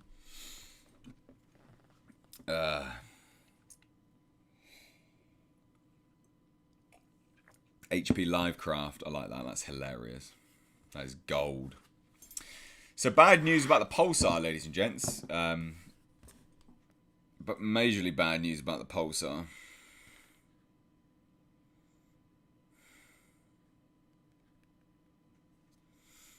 The Pulsar requires a full engine rebuild. Ugh. Way too much. Not happy about it all. Oh, we're in September, aren't we? Oh, for fuck's sake! I'm sorry. I thought we're in October. This is. Sorry. You know, blame the fact that I've been doped up on codeine today because my back blew out earlier on. I'm amazed my back actually managed to hold out during that reading, to be fair. I did shuffle around a few times. I don't know if anyone noticed that. Sorry. That's me being an idiot. That's me being an idiot. Miss H, do you have anything special planned for Halloween? No, I don't think so. No, nothing like outrageously special anyway. I need to figure out what I'm going to dress up as. I agree with once a month. Lovecraft has a lot of shorter stories. Yeah, it does actually.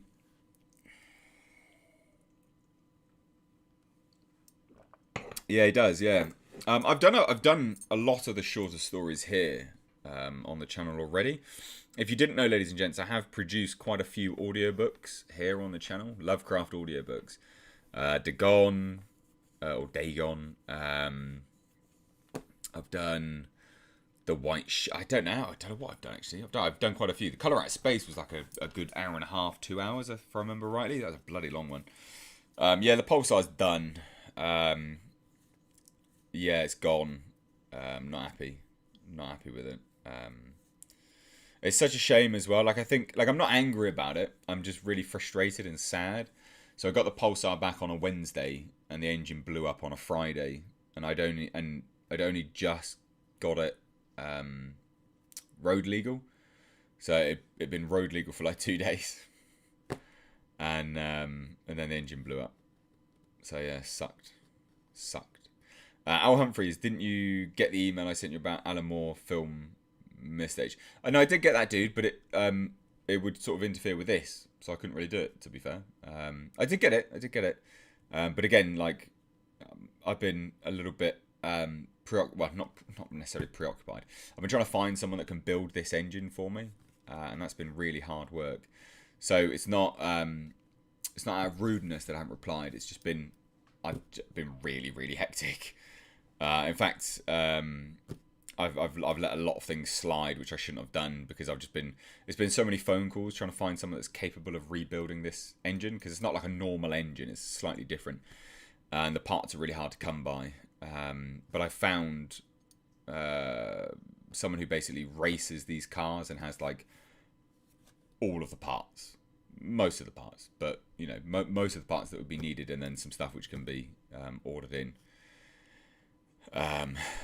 But he can't do it until like mid-October, early November, and that's good because I need to save up because it's expensive. It's too much for me anyway, in fairness. James says, hello, Mr. H. Do you like Funko Pops? I don't like Funko Pops. I've never cared for Funko Pops. I don't think they're terrible or anything like that. I've got one. I've got a little Predator Funko Pop, which I quite like, in fairness. But I'm not like a big, like, oh, gonna get a Funko Pop. Like, I don't care about that. Just one or two sort of cool, I guess. Voralina says, I'm very sorry to hear that the Pulsar requires an engine rebuild. Now that the engine needs rebuilt, take your time and plan it ahead. You do have a great transmission for it now. Yeah, I do actually, yeah. Ricky Gillies says, Mr. H, very cool. Glad you like the book. Please do another one of these. And sorry to hear about your car. Man, it's no one's fault, is it? The car is just one of those really shitty, unfortunate things.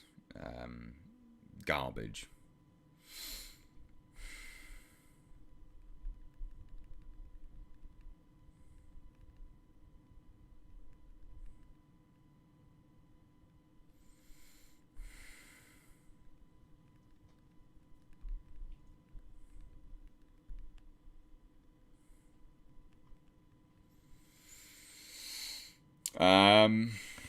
So now we'll just do a Q&A basically, I think, now, guys, if you want to ask any questions or anything like that. Does anyone have any questions on... Yeah, I don't know, really. Because I know if Marshmallow was in here, he'd be asking questions with respect to how certain things were done with my voice, like the narration stuff. Does anyone have any questions to do with the narration? I don't know. You don't have to, by the way. I just, I just want you to know you can ask stuff, really, more than anything. But Ricky, asking me to do more. I'm happy to do more. I'm absolutely happy to do more. I mean, it turns out about 20 pages will take about an hour and a half, it seems. So that's a good thing that's a good gauge to go by, basically. Hour and a half, 20 pages. 20 pages takes an hour and a half to narrate. Fuck me. This is the problem, and it's not a problem, but this is what I don't think people quite understand with Lovecraft, is the like, you would have noticed I paused a little bit here and there, and a lot of that is trying to forward read to mentally place commas so I'd be able to take a breath, because he never. You look at any Lovecraft story, and you'll look at it and go, "Oh wow, okay, how do I?" You can read it in your head and it works, but when you say it out loud, it just, it does not work. It's very difficult to do. Just because the stuff is completely different, the punctuation, it seems. Exodus says, considered writing a Lovecraftian book. I made a Lovecraft film. I don't need to write a book. I made my own Lovecraft film, didn't I? What's this? Carlo Belton says, don't worry, H. You can soon buy all the cars you want with bats and squirrels. I don't know what you mean. What are you talking about? I'm so confused. How did you find the movie Predators? I like Predators. I hated it at first, and I went back and I've got a new appreciation for it. I really liked it. What is your favourite H.P. Lovecraft story? The White Ship. I really like The White Ship. The White Ship. It's long been my favourite. G-Sup says, well, if you were really concerned with all the little mess-ups, you may wish to read through it first before you do a live reading. But to be honest, I don't mind the little errors. It doesn't matter whether you read it or not. There's no way that you're going to remember it anyway. And some of the mess-ups are just simply because when you're doing a live, when you're reading it out loud, you have to forward read. And sometimes the mind forward reads a little bit too far. And you blur letters. You basically blur letters together, and words become one. It tends to be a thing that can happen, especially. I'm literally reading it in the dark. In fairness, as well. So it doesn't matter how much you proofread it. There will always be elements. You're never gonna memorize 20 pages at the end of the day. So you'll always have some of those issues. Forward reading, because you have to read ahead of what you're actually saying. So sometimes what you say is becomes what you're forward reading, so you can sort of mess up on that regard. It's interesting. I genuinely encourage you guys to actually try it for yourself, just to see what I mean, because it's quite fascinating, really, how the brain sort of works in that way. Joseph Lamonica says, Mr. H, how about a read once a month like Frightful Friday streams? Next one, take us on a trip with your favourite, The White Ship, then through the dream quest of Unknown Kadath. So I've done The White Ship on the channel already. So I didn't know whether I would do things I've already done. I don't know whether that would... I don't know whether that would be good, because I've already done... The White Ship on the channel. Like, it's here on the channel. Check it out if you haven't already. But I'm happy to do them more than once a month, in fairness. Donovan says, you have a chance you can go back and look at most of the chat and you'll get the references. I can't, actually.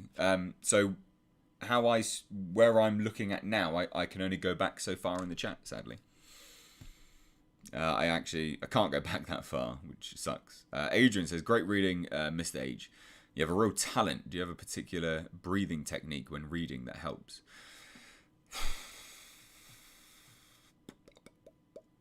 No, actually. You know what? No, I don't know. That's interesting. Do I have a particular breathing technique that helps? That's a bloody interesting question. I've never even thought about that. No, I guess I take quite small breaths, and then there's some paragraphs or sentences you'll see where I'm just really just going for it and reading, but in that I'm also allowing my voice to break, because it adds to the horror element. Because you'll hear, like, obviously now, like, I'm talking like this, blah blah blah blah blah, but then obviously I'm dropping the decibels to do the reading, and then I'm talking and talking and talking and talking, and I allow it to sort of build up and break down, which probably, in fairness, you probably shouldn't do, because that's probably what leads to my throat hurting. But it does add quite a lot. Like, it adds a lot of atmosphere, so I don't think I'd want to not do it, I guess. Anyway.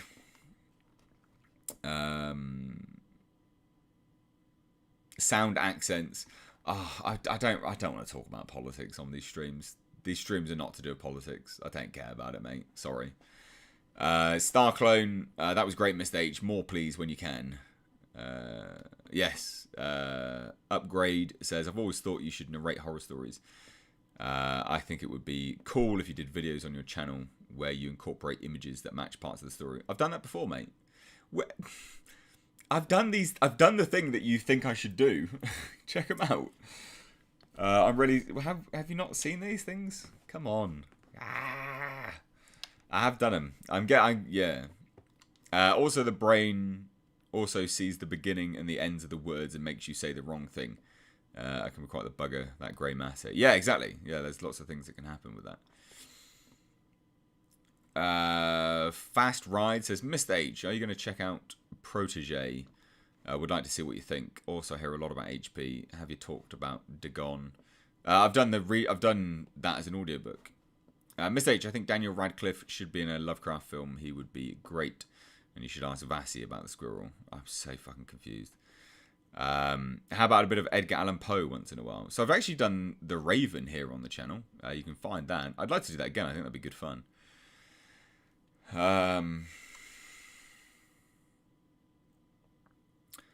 You remind me a tad of Tom Hardy. Have you seen the series Taboo? I never watched Taboo, actually. I never got to it. Never watched it. But thank you. Am I going to watch Protege? I don't even know what it is, in fairness. What is Protege?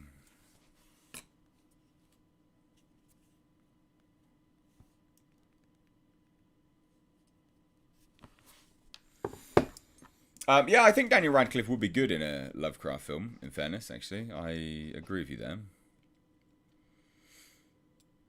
Oh, also, side note, ladies and gents, we have enough things through the PO box to do another unboxing this weekend. So that's really cool. I'm looking forward to doing that. I just didn't want to do it when we only had, like, you know, a few things come through. Because I want those videos to be, like, relatively long, I guess, if that makes sense. A bit more sort of up close, personal, chit-chatty and stuff like that. But if you do ever want to send anything, ladies and gents, we've got the PO box in the description box.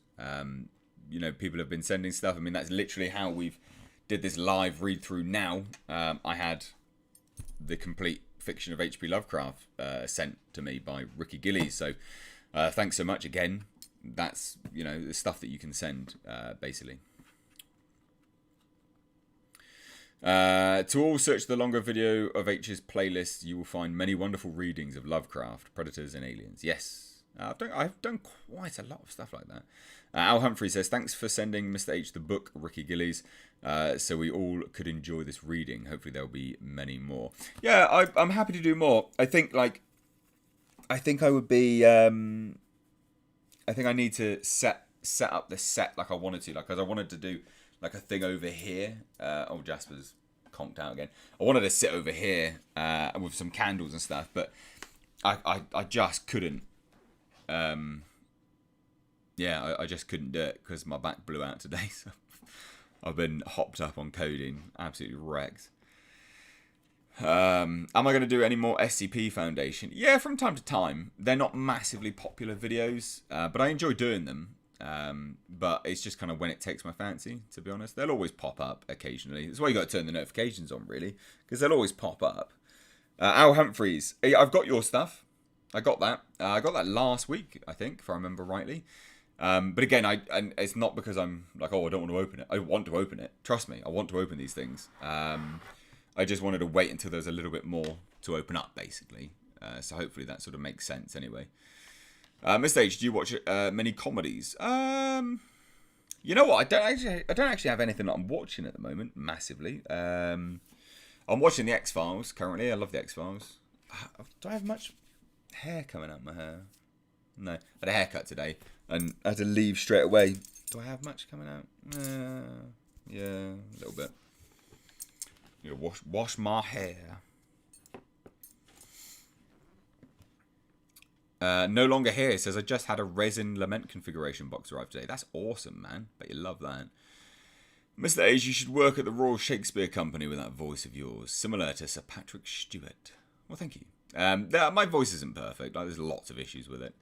The enunciation of certain words and how like H's creep in here and there when I'm saying stuff. Yeah, but thank you. I do appreciate it. Your Breaking Lights film was a triumph, Mr. H. I felt like the lead character was talking directly to me. Thank you. That means a lot to me. It means a lot to Will as well. Mr. H, my favourite Lovecraft story is The Statement of Randolph Carter. I know there is better ones out there, but it was my very first Lovecraft story, so it holds a special place in my heart. That's awesome.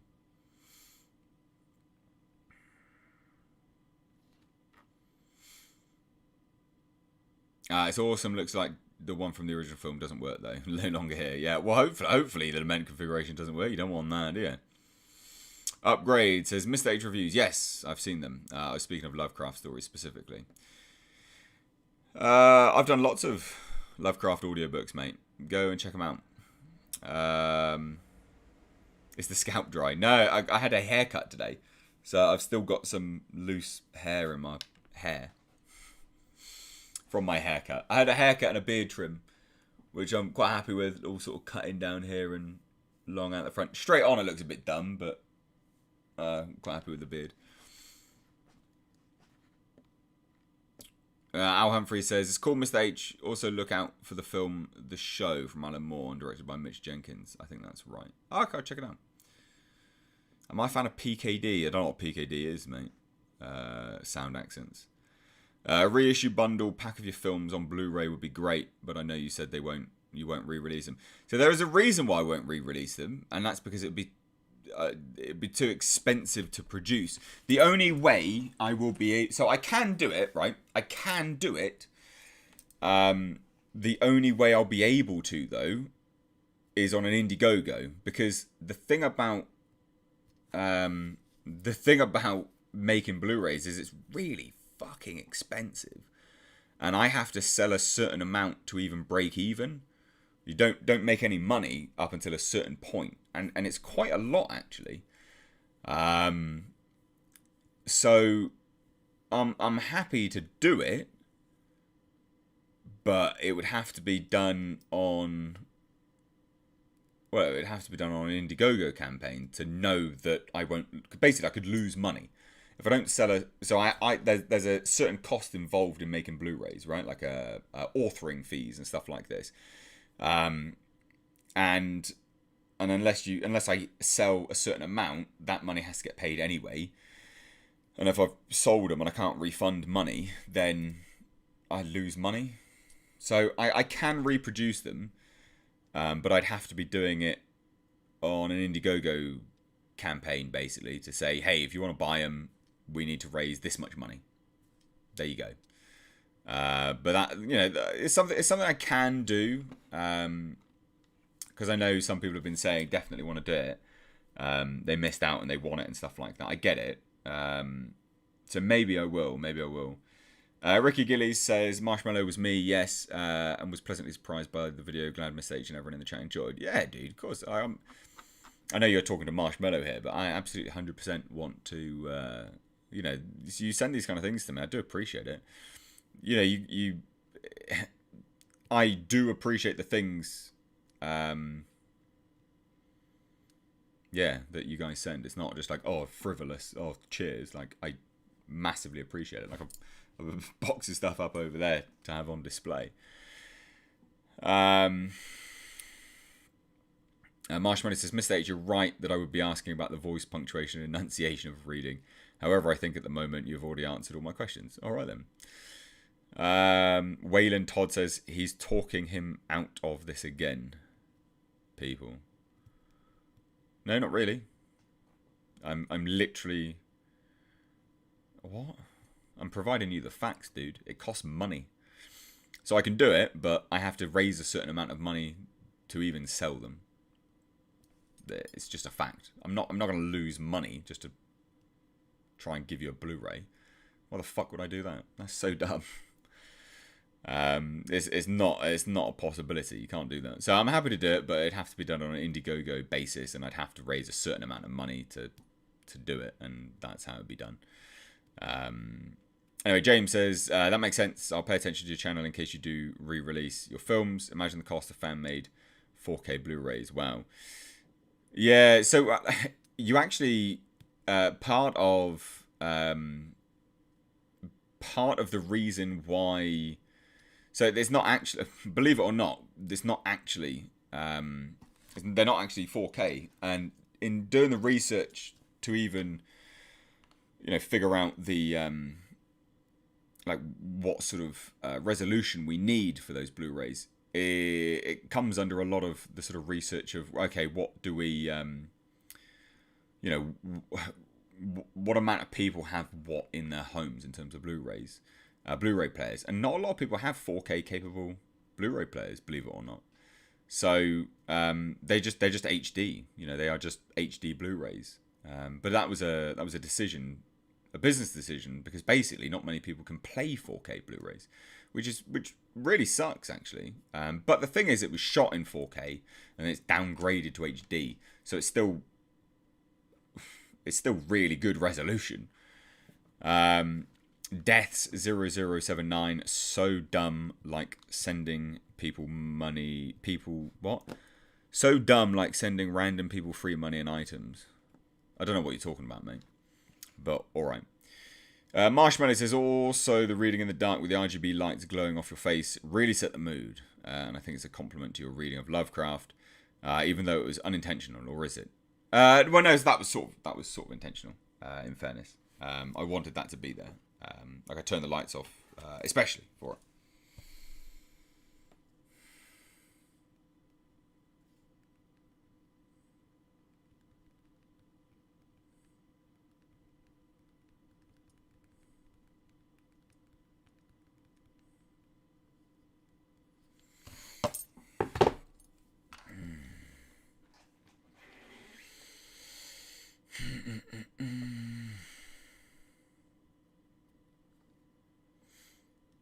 I have a normal Blu-ray player, revel in my pleb status. Nah, man, honestly, most people have normal Blu-ray players. That's the thing. Not many people have 4K Blu-rays. They just don't.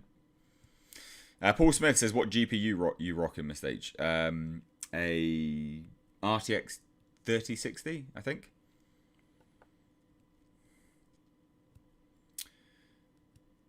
So, yeah.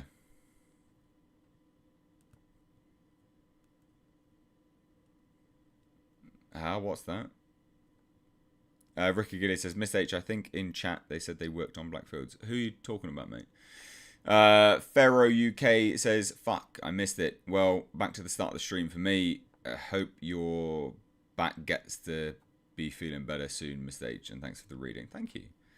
Appreciate that. Sega Zombies. Stumbled across your channel a couple of weeks back. I've been binge watching. I'm really enjoying your opinions and reactions to trailers, reviews of films, and find your leaks on future films. Future film videos. Awesome. Thank you. Appreciate that as well. Sound accents. Why are you asking political questions? I don't want to talk about politics here. It's not. I don't want to talk about them. You want to ask me stuff like that? You just send a super chat because I'm not going to answer it otherwise. Sorry, dude. I just don't want to. These streams don't really get political. I got somewhat political when I was drunk, but I'm not drunk, so I'm not going to get political.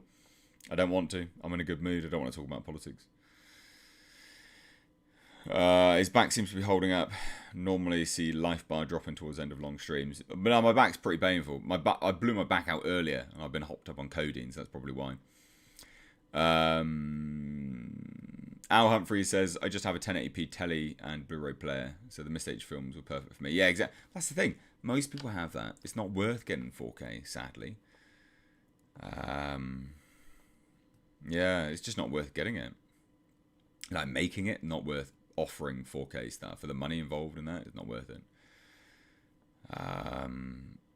Nobody 4420 says there was a movie coming out with a kid that was feeding a monster in a room and it gets out. Does anyone know what that was? That was Antlers.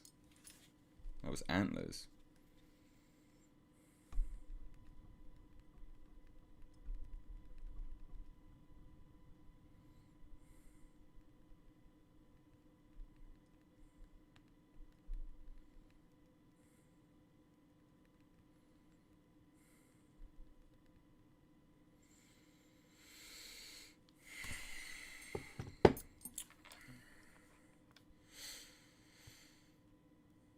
Bob Sav says, read while speaking, of course. Or read while speaking, of course. Cool. Philip Drake. Will we see another Ridley Scott alien or possible Blomkamp alien? We'll never see a Blomkamp alien. He's killed himself with goddamn demonic. That's never happening. North Sea 1981 says, regarding resolution of films, I think that a lesser resolution isn't always a bad thing. A lot of these older movies work and have their charm due to that old school format. Yeah, I agree. I was actually thinking that when I was watching X-Files recently, and that's like 420p, you know. But I was looking at that and I was like, God damn, it looks cool. Like, the film grain is nice. The noise, it all looks good. You know, it all looks good. Giancarlo Rodriguez says the new What If Doctor Strange episode had some Lovecraftian inspiration, which is nice to see. I haven't seen it. I've stopped watching them, to be fair.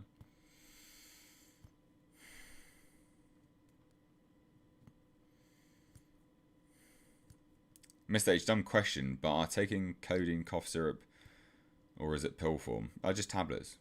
Codeine cough syrup, is that a thing? No, tablets.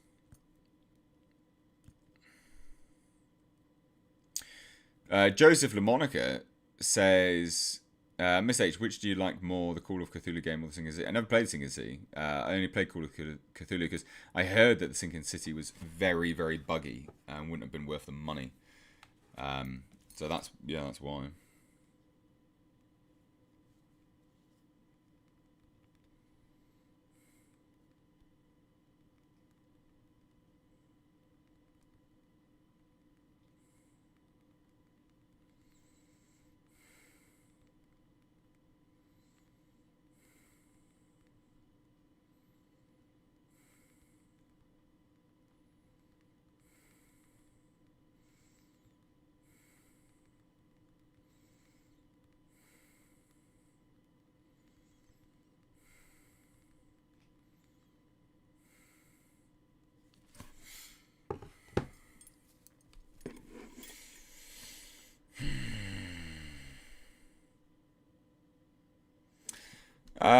Wayland Todd, I'm just chill out for a little bit, mate. I don't know what you're talking about. I don't need you to tell me I made, you know, a fucking good film and all that kind of stuff. You might not be, but you seem a bit like a troll. Your world is talking about me. I made a great short film. I didn't make a great short film. My short films are fine. They're not great. They're fine. All right, I'm self-aware enough to be fully aware that they're fine. You know, they're not great. They are literally just fine. I don't need people to blow smoke up my ass. All right? Don't sit there and tell me the world's talking about me. You do come across a bit like a troll, dude. And the repetitiveness of it that you're doing, constant, persistent. It's just a bit, just chill out, all right? If you're not a troll, just fucking chill out. It's a bit much. Just calm down. Yeah. Marshmallow says also, Miss H, regarding the Patreon membership, run out of funds for the moment and we'll need to send the overdue payment either through PayPal or at a later point this month.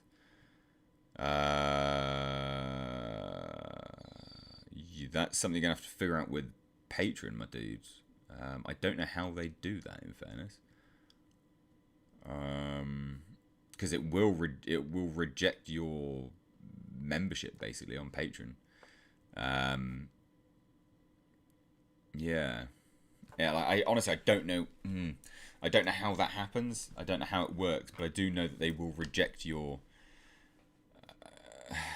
I know that they will reject your membership at a certain point. I think they will boot you basically. Have a look. See what you think. I just don't know. I'm not sure.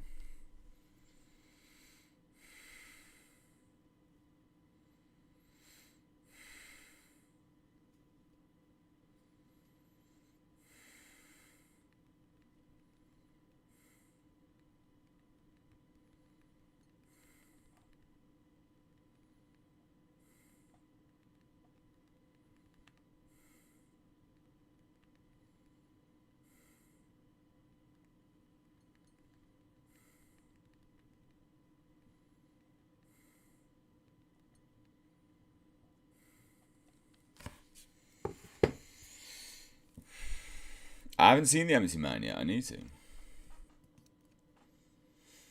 HP's way of writing is very old school. Yeah, boy, is it. I believe Codeine Cough Syrup was banned in the UK. How can we see your short films, Mr. H? Well, I sold them on Blu-ray, basically. So they're done for a little bit.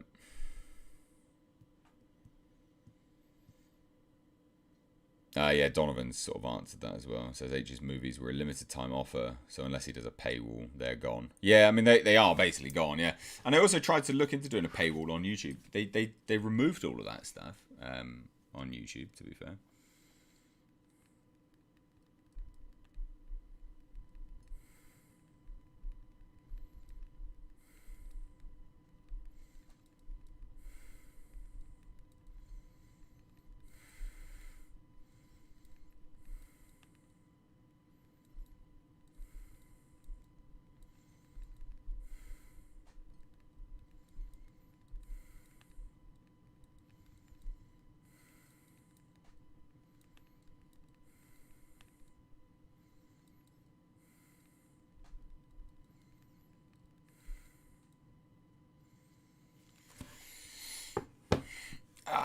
That really hurts.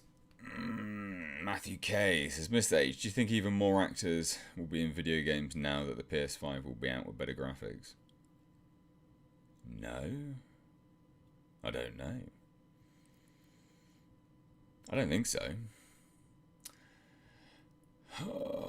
Any chances you got to check out the video I sent you on Twitter? If you sent it to me today, no. I've been really, really painful. In a lot of pain today.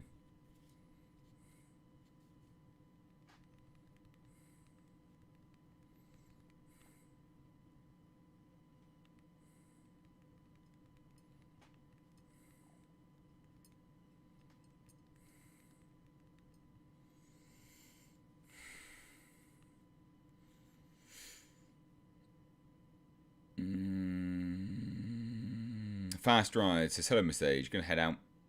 I don't follow too many artistic fandom on YouTube, but you and Jasper are cool dudes. Jasper is the dude. He's epic. Love Jasper. He's a man. Just need to search for something briefly in my emails. Sorry, guys.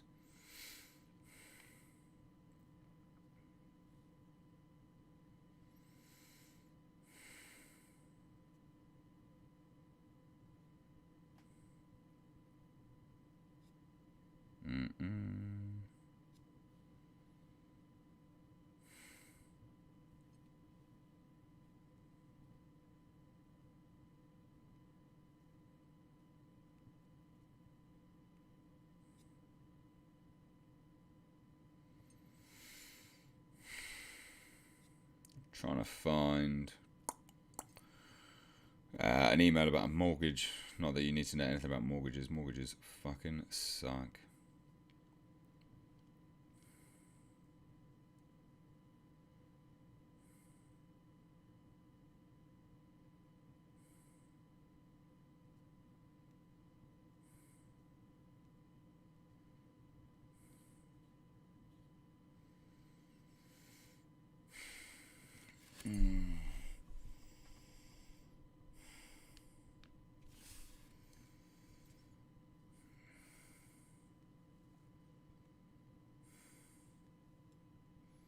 Hold on. Un second.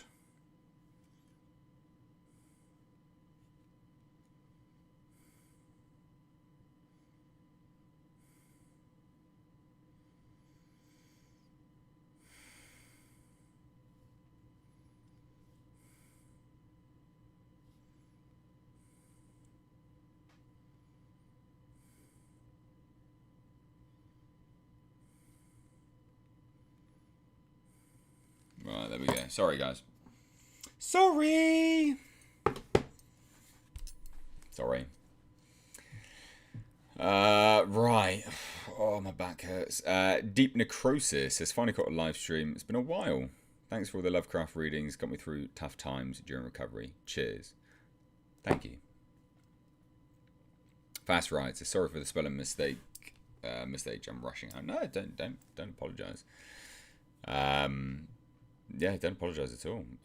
Take care though. Thank you for joining me. Sergeant Bear says mortgages suck. I almost walk away from buying my house more than once just because of the stress. Yeah. Can you talk a little bit about the Dune movie coming out? Anticipation, movie runtime, new story. I mean, it's not really a new story. I have the script, but I mean, it's an adaptation of a book. So the script is the book, basically. You know, the thing about the Dune movie is more the anticipation of the epic cinematography that's going to be, right? That's where the Dune movie is going to excel. Is going to be in the cinematography. It's not going to be in the story because it's an adaptation of a book. So you know really sort of beat for beat what's going to be happening. I was going to be doing a video today which was about some of the Dune. Apparently there was a Dune screening and there's been some rumours about, you know, feedback and stuff like that. All of it was pretty positive. People were like, I'm a bit overwhelmed though. It's like pretty non-stop balls to the wall from the get-go, which is like, yeah, good. It's kind of supposed to be like that. So yeah, but I mean, I'm looking forward to it. Like massively looking forward to it. I just think at the end of the day, it's going to be a case of, you know, Denis Villeneuve's cinematography aspect. He makes beautiful movies. That's what I'm looking forward to the most. That's the anticipation. I don't really, you know, I don't like story and things like that in a, you know, a book adaptation is kind of like, it's not secondary, isn't it? Really, I'm expecting it to be the book. You should watch The Empty Man. 9 out of 10 for me. Yeah, look, I am gonna watch it. It's been on my list for a while.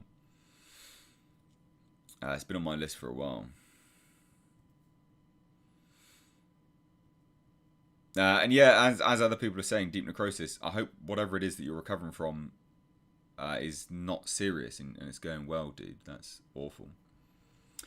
I watch things that either inspired the subject matter or things that inspired me is my advice. Matthew Mesmer. I'm butchering that.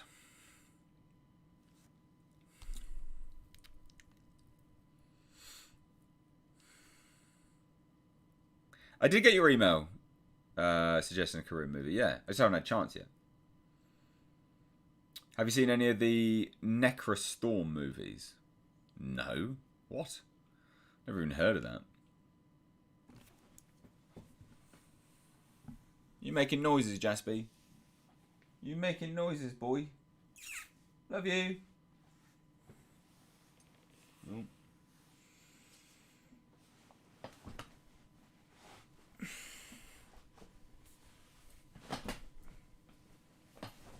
Oh my god.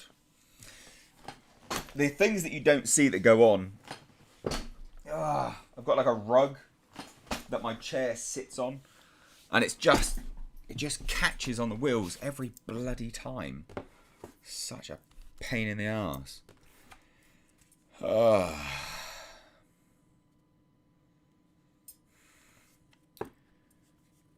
H, been a while since I've caught the live stream, working a ton of hours the past 2 months. I was wondering if you've seen any Doom Patrol. I never watched it. Never watched Doom Patrol.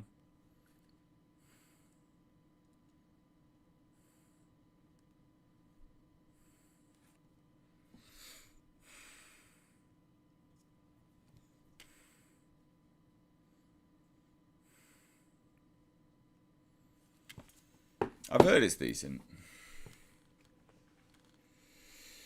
Do you think Tommy Doyle will go one-on-one with Michael Myers in a fight with that bat Tommy has? And does the new NECA Halloween Kills forgive any clues? I think I might have the script for that, if I remember rightly. Again, there's lots of things I've got the script for. Have a look at the movie Ink. It's an older, low-budget movie, but quite good. Oh, check it out.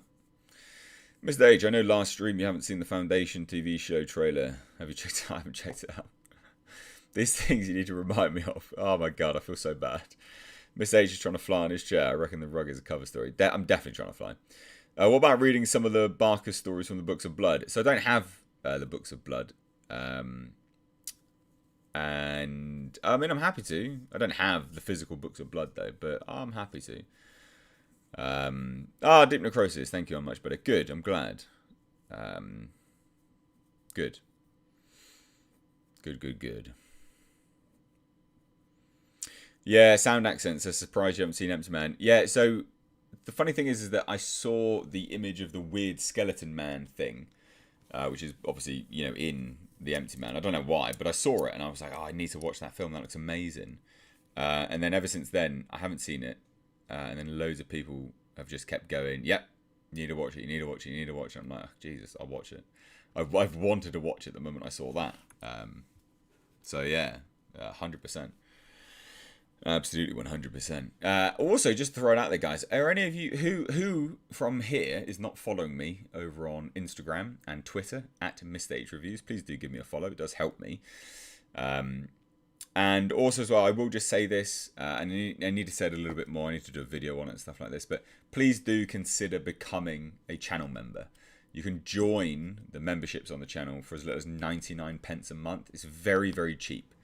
It's cheaper, I believe, than any other channel, right? And you all get the same benefits, right? There's no tiers. It's basically, I want people who want to support the channel to be able to support the channel, and not have any sort of any blockages to your sort of financial impact and blockages to the content that you can watch. So with respect to all of that, you get weekly playthroughs, which I actually didn't do last week, which I do feel bad for, but I will do it. You get members only streams, you get special stickers next to your name, and you get to use emojis that no one else uses. So please do join the channel for as little as 99 pence per month. Yorn Shima says, H, are you gay? Because you give gay vibes. Well, your mother didn't think I was gay. She didn't think I was giving her any gay vibes. Especially not the load down her throat. But, whatever, I guess. No, I'm not. I'm not a homosexual. No. Not that there's anything wrong with that, but no. And I'm very much certain any of the women watching this will say, I don't give off gay vibes either. I'd say that's a lot of projection on your part, my dude. Sorry. I'd recommend taking a good long hard look in the mirror and having a word with yourself, lad. 27X says 99p for Jasper cameos. Definitely. Empty Man is the same as the house that Jack built. Totally shocking and unexpected. Is that a good way though? Is that a good way? Hopefully.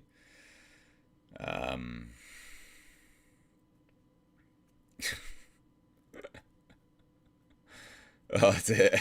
I'm glad you all appreciated that reply.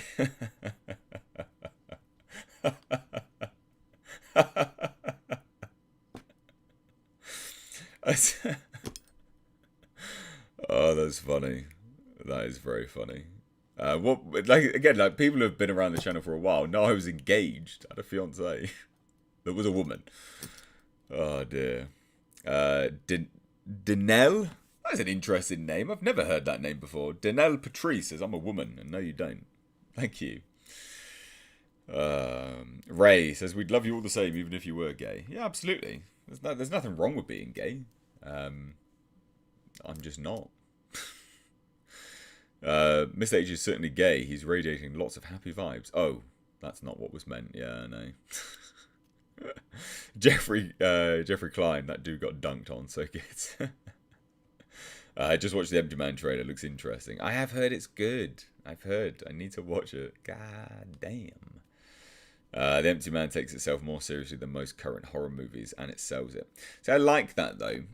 Another movie that took itself very seriously was The Night House. Now, as a recent film, it was fantastic. I really liked that film.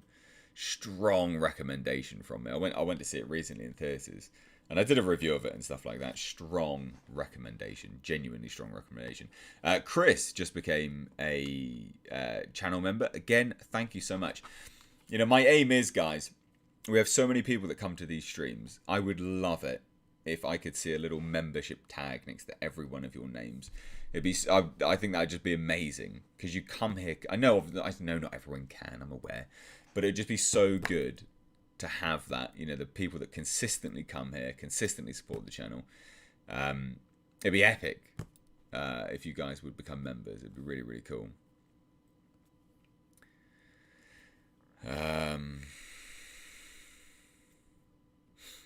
Mr. H gets enough ladies just because he's good looking. Don't mean he's gay. And yeah, crack and reply. So funny, dude.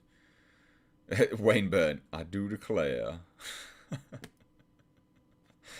Oh dear. Again, I think the problem with that is that you sort of paint yourself into a corner when you ask a question like that and answer a question like that.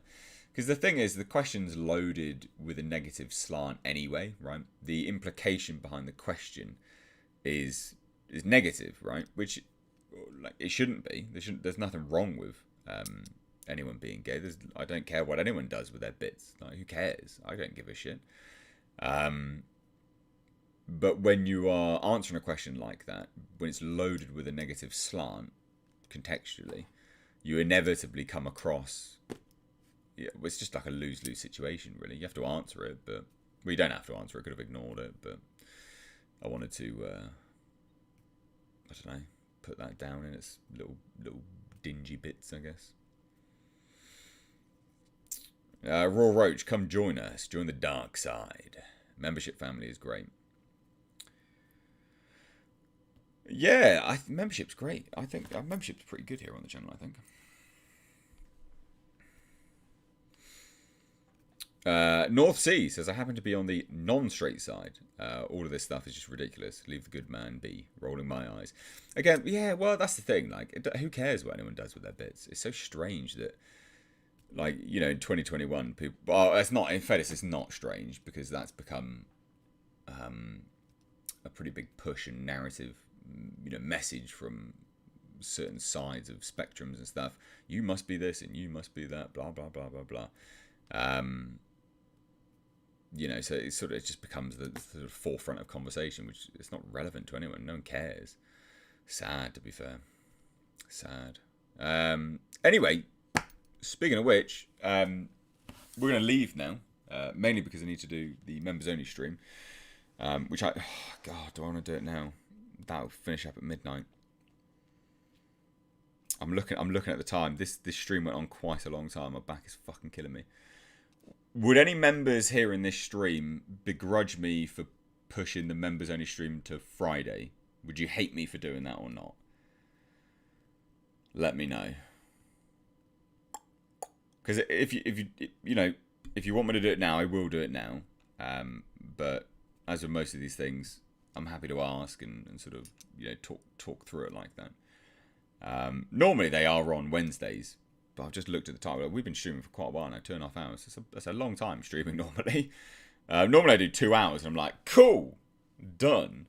So let me know, because obviously it's you guys here right now, members of the channel, that will be the ones, you know, that are watching right now. That will be the ones that will head on over to that members only stream. So if you want me to do it now, I will 100%. But equally so, if we can do it on Friday, then that would be awesome as well. It's completely up to you guys, to be fair. Okay, cool. You guys seem to be absolutely fine with that. Good. I'm very happy with that. We'll do it Friday. And yeah, I might have an ale on Friday. We'll see. But we'll do it Friday, guys. All right. Stay tuned and definitely turn your bell notifications on, because I've been doing these Aliens Fireteam Elite streams. just like randomly on the fly. And I don't know if people have even noticed I've been doing that, to be fair. So turn your bell notifications on. Stay tuned for that because they've been good fun. Lots of people have enjoyed that. But thank you, guys. Thank you very much. I hope you enjoyed this. Give the video a like and a share. Remember, we were doing the... it was a live reading for an hour and a half. So I hope you enjoyed it. Cheers, guys. Take care.